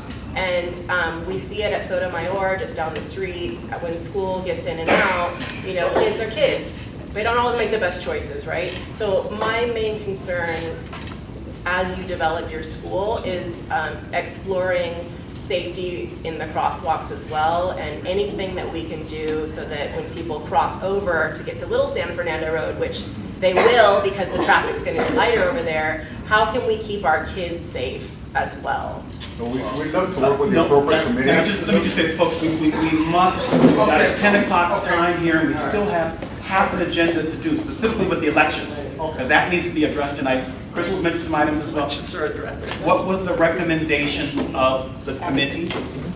It was to further, first of all, I do want to say they were unanimous in support of this school. Thank you. Okay? But there was continued concern about the ingress and egress, even though there are 2 access points because they're using the roof, but 650 students is a lot of students on San Fernando Road. And to look at, further look at the traffic impacts. So you guys are looking at it, right? Yeah. Okay, moving on. So we have a motion and a second? Motion to approve. Second, so we got Ruby Tavares, motion to approve. Second is Gladys Williams. Further comment? Yeah, What's the motion? Motion to approve the letter of support For the for charter school. the charter school. With At the that specific recommendations place. or without? Well, it has to be with recommendations, because that's what Yeah. we're basically going off of your recommendations. So we have to go according to that. But Kristen, you had a question on? Okay. Any further discussion or comment? Was the letter included in the supplemental? Of course it was. It's not always, so it's not enough for us. Moving on, so any And I don't appreciate any being other- rushed on land any use other items that are commentary, very any other important and discussion? have lasting Any impact. other- Letter was not included. And Letter was action, not included. any other I commentary? don't believe that letter was included. We had Richardson, Verdugo, Kenny Place, and Go Crestmore ahead, down Mike. to Dashwood. Mike? Yeah, I make a motion to either table or have a special meeting to cover the rest of the agenda, so we can spend some more time talking about this. Yes, I have a choice. Well, we do have a motion and a second already on the table. So that's a good discussion item? Any further discussion? No. Yeah, I don't appreciate being rushed on these issues that are so important to our community. I'm sorry, Molly, we've got to And they move on. spend so We've much got- time here, Molly, they we've got to deserve move our on with the time. agenda. We've got to move on with the agenda, please. I just don't think it's right, I don't think it's Please, fair. please. That's what committees are for. Can we vote, please? Do you guys need a roll call vote? Yes, that would be. Dave, how do you vote? Come back to me. All right, Bradley? Yes. Thank you, Ruby? Yes. Thank you, Michael? Come back to me as well. Okay, Crystal? I want to know who's going to write the letter. You're out of order, please sit down. You're out of order. Marty Piani? Having not seen the letter, I can't abstain, I guess. Abstain? Okay, Yeah. thank you. Gladys? Yes. Thank you. Mark Quiros is absent? Yes, he's done. Linda Sanchez? Yes. Thank you. Brian Sharp? Abstain. Thank you. Molly? This is so unfortunate because I want to support, but I haven't seen the letter. I can't vote on something that I haven't Then seen. vote no. But it's not that fair and simple. it's not right. I agree. Dave? I'm getting that out of me. Coming back to you, Dave? Abstain. Thank you. Michael Dick? I'm not going to say as well, I have not seen anything, I've seen the letter. All right. But it's a terrible thing, because I want to hear more from you, so. The letter will just be to support the charter school for the change of use. We have to get a conditional use permit in order to operate a school at the site. That's all we're asking. Totally understand, but having seen some of the letters that were written by this committee, I kind of want to see it first. It has nothing to do with you, it has to do with past process. I work the school myself. I do too. It's a great thing. We just Absolutely. can't. Mr. Chair. It has nothing to do with the school. We're still doing roll call, so I'm gonna request a special- Yeah, Lon hasn't given me your vote yet. I'm going to abstain. Our issue is that we have a zoning administrator. Sir, please don't add. Six abstains. Isn't this an open item still? They're in a vote, once they're in a vote, there's no public comment. Yeah, we just voted. Okay, 6 abstains, 4 yes. Motion is. 4 absent. Did you want to make another motion? Yeah, I would like to make a motion for a special meeting to actually hear more about this and actually see the letter. And if we could do that expeditiously, we meet their timeline. I'm not going to do that. Well, we have a hearing scheduled for March 23rd. So if we do it next week, we should be good. Right? Just allow us to, just allow us to follow the procedures. We're trying to get to you. You got a motion? We did second. Oh. I'll second. Thank you so much, Gladys Pinto-Munoz. Any further discussion? What's the motion? The motion is to hold a special meeting to discuss. Or if we have time, we can actually have it at our To next meeting. discuss this I further. think we will. When is our Would next? you like for us to draft the letter? Sir, all we're asking for you to do at this moment is just to please remain silent while we just kind of work on the board stuff here. If you just entertain us. Please, it's- Special meeting to discuss You wanna make- 2.58 on Santander. We can let the remainder of the agenda. Yeah. Michael, So, do you want to clarify if the remainder of the agenda Agenda, items? or just this specific item, Michael? You did say both. when can we do a special meeting? Sir, I couldn't tell you. I mean, if we could do it expeditiously, do it It would have to be next week, of course. As soon as possible. sometime Tuesday. It'd be Tuesday or Wednesday, yes, sir. Okay. So Tuesday.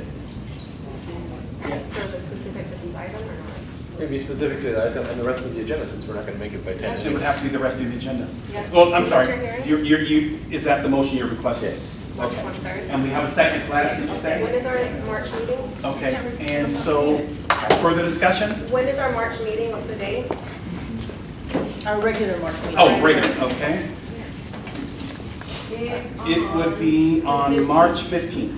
So their hearing is the 23rd of March, so if we heard it at the March meeting, we would have time to get them the letter.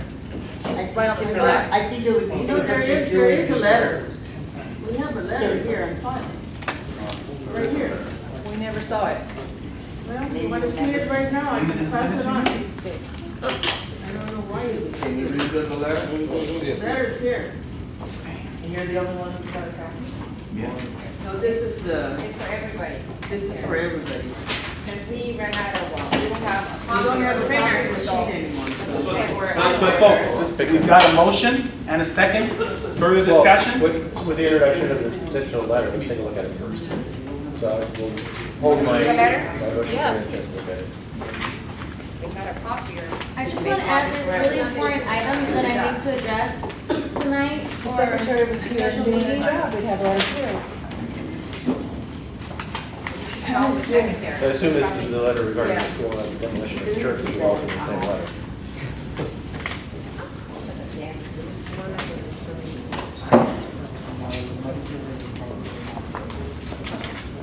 Yeah, I know.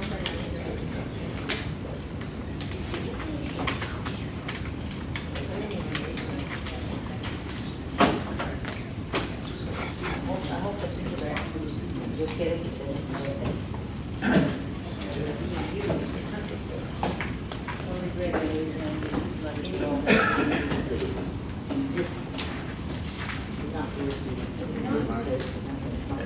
Well, you'll leave it.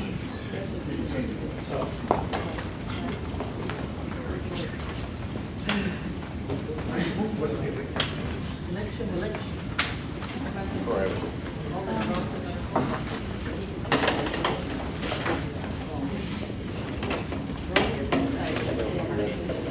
No, I was at the meeting, if it backs that up, I'm fine. March, is this the 2558? Yes, 2558 Yeah. Sacramento Road. It's where Keystone Arts Center was. It was sent. It's not in, All I can tell you is what I got. Well, that's the second time there's two separate documents. There's no second time.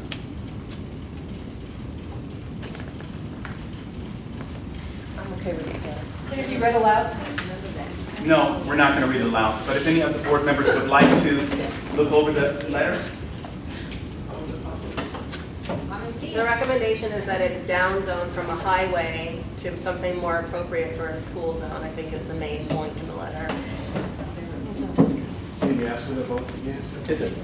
Yeah, well, we're still entertaining discussion It's on up to the having special a. chair because that is we're out of order. Mr. Divik, would you introduce the motion, ask to review the letter first before? I want to withdraw the motion. Okay, With the thank introduction you. of the letter first. Excellent. So we Are have. you doing the motion about the whole special meeting, Yes. blah, blah, blah? Got it. Not that I'm not going to introduce it again for something else. Because I will. There was a motion and it was seconded. So there's still a motion and a second to approve the letter of support? No, that's not the motion, the That motion was What's the was, motion gonna be, guys? but it was seconded. Oh, so the second has to withdraw. It has to be voted on. Well, you withdrew your Oh, motion, yeah, Mike. right, no, we have The to vote on it. motion You was just say no. seconded.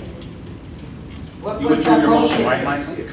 Your motion now, Michael. It's out of order. It's out of order. We have to actually have the vote. We can all say whatever we want to. We all say no, then we continue. Hold a special meeting on Tuesday, February 23rd, I think, to discuss charter school at 2558 North San Francisco Road. All right. Dane, how do you vote? No. Thank you. Bradley? Abstain. Ruby? Abstain. Thank you. Michael? No. Thank you, Crystal.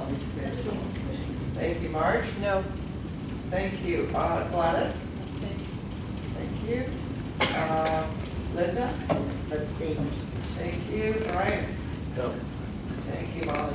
No. Thank you. I believe it was 5 no's and 1, 2, 3. It's a tie. It's all no. Okay, good. So can we introduce a motion to approve the letter?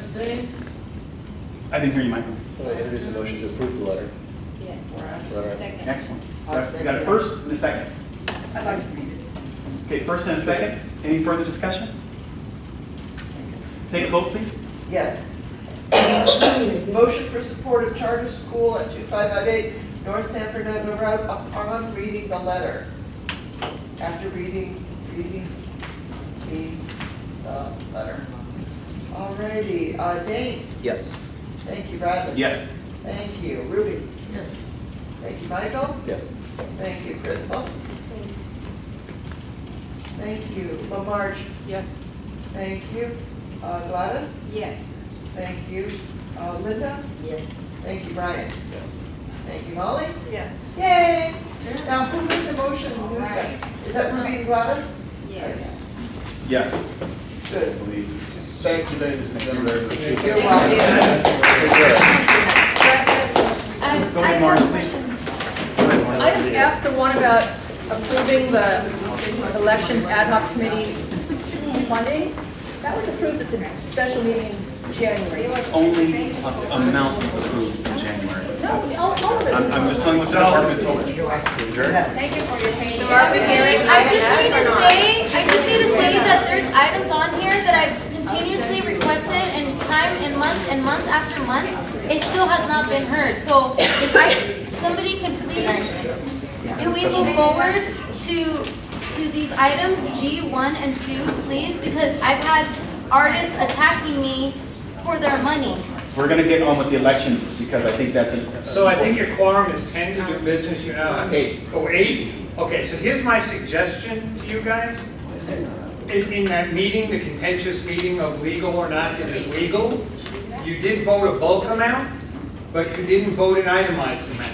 Yeah, we did. Yes, we did. We did. You did? Oh, yeah, we did. Well, I had I didn't see it in the minutes. I had asked the chair if it was itemized. Was in the minutes. We looked. So if it's itemized, you can't vote on it tonight.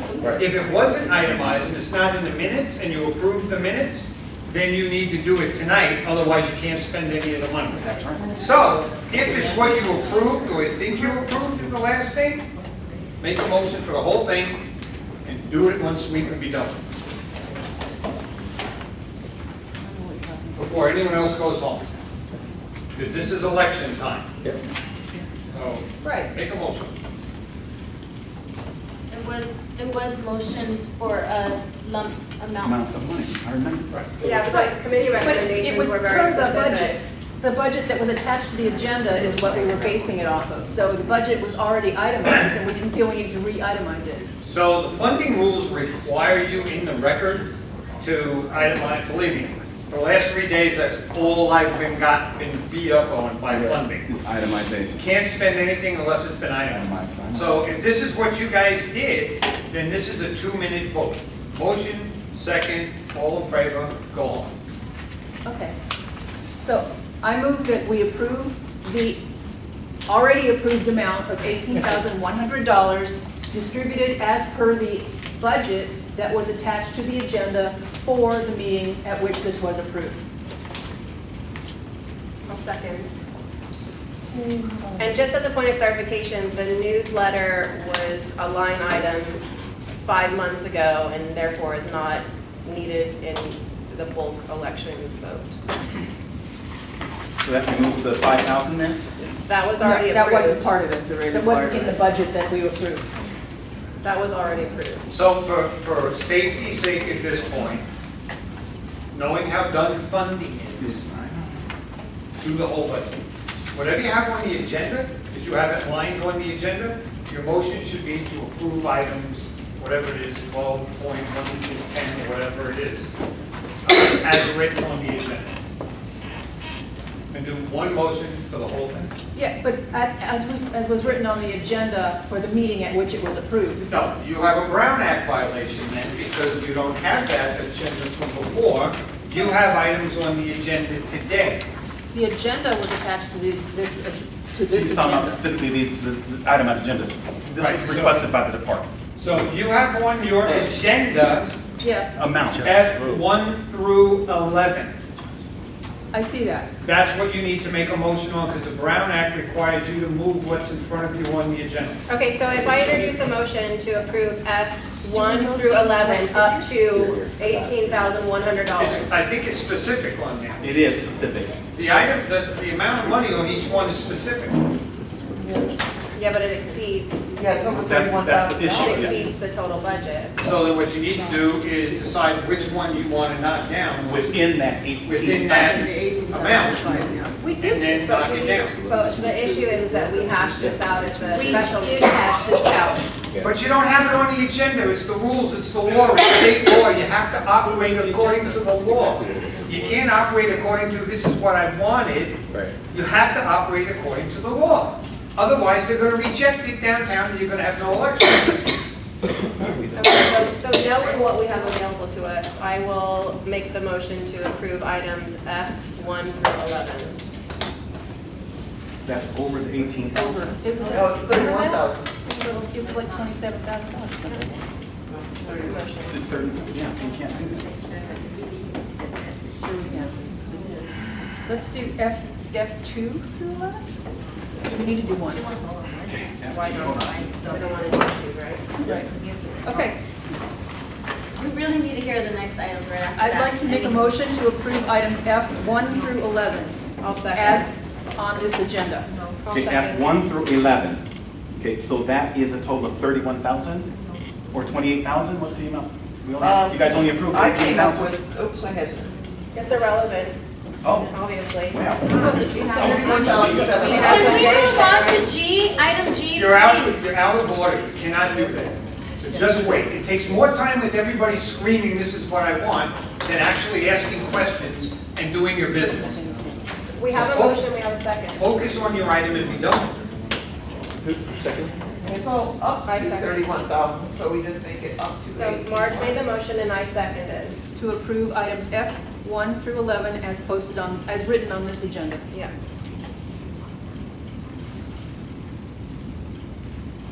So at your next meeting. Dave, Yes. Bradley, No. Ruby. Come back to you, Ruby. Come back to Michael, Yes. Crystal. Yes. Thank you. Marge, Yes. thank you. Gladys. She got home? Oh, no, yes, you are. I'm sorry, Gladys, how do you vote? No. Thank you.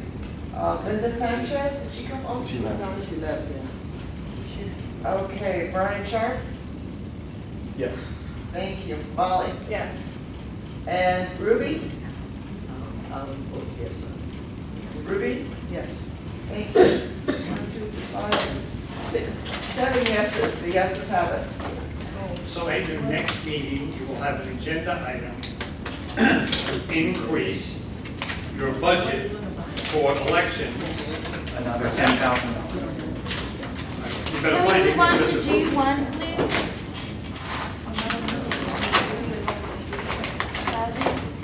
Please. G1. You use all the money? They're not gonna use up all the money. That's what it says right there. Is there a motion? Is there a motion? We have to take a line vote to take it out of order for G1? No, it's right after. Oh, so it is. G follows F. What do you know? Why do we have to approve something that's already been approved? Huh? Why are you reapproving something that's been previously approved? Okay, so the last fiscal year, this was approved, although when the fiscal year ended, the money was gone. And now I've had artists chasing me, so it's not everybody else's problem. People have been attacking me since July that have not been paid. And you know that there's already an email that comes from the department that they're still waiting for their money, and they haven't been paid since last May. Okay. So that's what happens at the end of the fiscal year. The MPGs that weren't paid, you have to re-vote them in the new fiscal year budget because there's no carry. Makes sense. Okay, thank you. Okay, Crystal made the Is motion. there a motion? Yeah, there's a second. Crystal made the motion Who to approve seconded? that amount. I'll second. Okay. Thank you, Brian. Further discussion? Michael, that's cool. Michael did Part of that. Brian's Oh, I'm motion. sorry, I heard a male voice coming over there. Look. if I may, how much is remaining? I know that one vendor was paid $1,800. What is the is another vendor? 1,800? No, nobody was paid. There was a lady that actually was paid. That's the one that's complaining. She got paid. She has not been paid $1,800, no way. Well, how much has she been paid thus far? She hasn't been paid. She's been screaming and yelling and hollering that she hasn't been paid since May. So that's been an issue. I'm not forcing any payments, even on. She sent an email. The council office sent an email indicating, and the department, so she has not been paid yet. Nobody's been paid. The stipend is $250 per utility box? $250 per artist. That's it. Artist or utility box? Per utility box. Okay, so we have a motion and we have a second, right? Let's call it. Okay, Dane, Yes. thank you, Bradley. Yes. Thank you, Ruby. I'm sorry, please louder. Yes. Thank you, I'm sorry, I've got, Michael. Yes. Thank you, Crystal. Yes. Thank you, Marge. Yes. Thank you, Gladys. Okay, Brian. Yes. Molly. Yes. Thank you, folks. Can we hear G2, please? Can we hear G2? I'd like to introduce a motion to approve the birthday cleanup ballistic fair event for April 16, 2016. I'll second that one. Oh, God. This is an important community event and it'd be really nice. It's part of our annual cleanup, and it's been important. Yeah, it's part of our annual cleanup. I'm gone. If they're still in the room, I've been told by the department that they're part of the Crystal, meeting. we have an alternate, right? But they're still in the room, so let's vote. Yeah. Dane. Yes. Bradley. No. Ruby. What's your vote, Gladys? Elvis has left the building. Michael. I'm sorry, I missed the last one. What was it? I'm sorry, it's the Earth cleanup event, G2, it's, What are the votes so far? $5,000. Up to I didn't $5,000. hear. Up to What $5,000. are the votes so far? Yes, no, a yes and a no. Come back to me. Okay, Crystal. Yes. Thank you, Marge. Yes. And now you call for overture. Brian. Yes. Okay, Molly. Yes. Thank you. Ruby. Yes. And Michael. Abstain. There's another Brian. There's two Brian's Two now. Brian's. Brian too. Brian too. Brian, no, Brian, oh, Brian. Brian too, are you, are you substituting for somebody? Yes. Yes, he's including the form. Mark. Thank you. Okay. And how did you vote? Yes. Via Brian, your last initial? For overture, Epson Frank, R-O-B-A, boy, I-S-H-E-R. Got it. Oh, yeah, this is how Pico does theirs too. Oh, yeah. That's supposed to be in the Both Brian's voted? Yeah, Brian voted. Yes. G2. Which is, this was the most successful meeting I had. Something like that. Exactly. Can I just give a really quick area report before we adjourn? You still do those? This is actually like kind of not area, but it's important for people to hear. So we had a stakeholder who used the Mile 311 app to report a tree on an easement, on the city side of the easement, that is a dying tree and a danger to the community. And he got a letter back from the city asking him to pay for the removal and giving him 10 days to remove the tree, otherwise he faces legal action.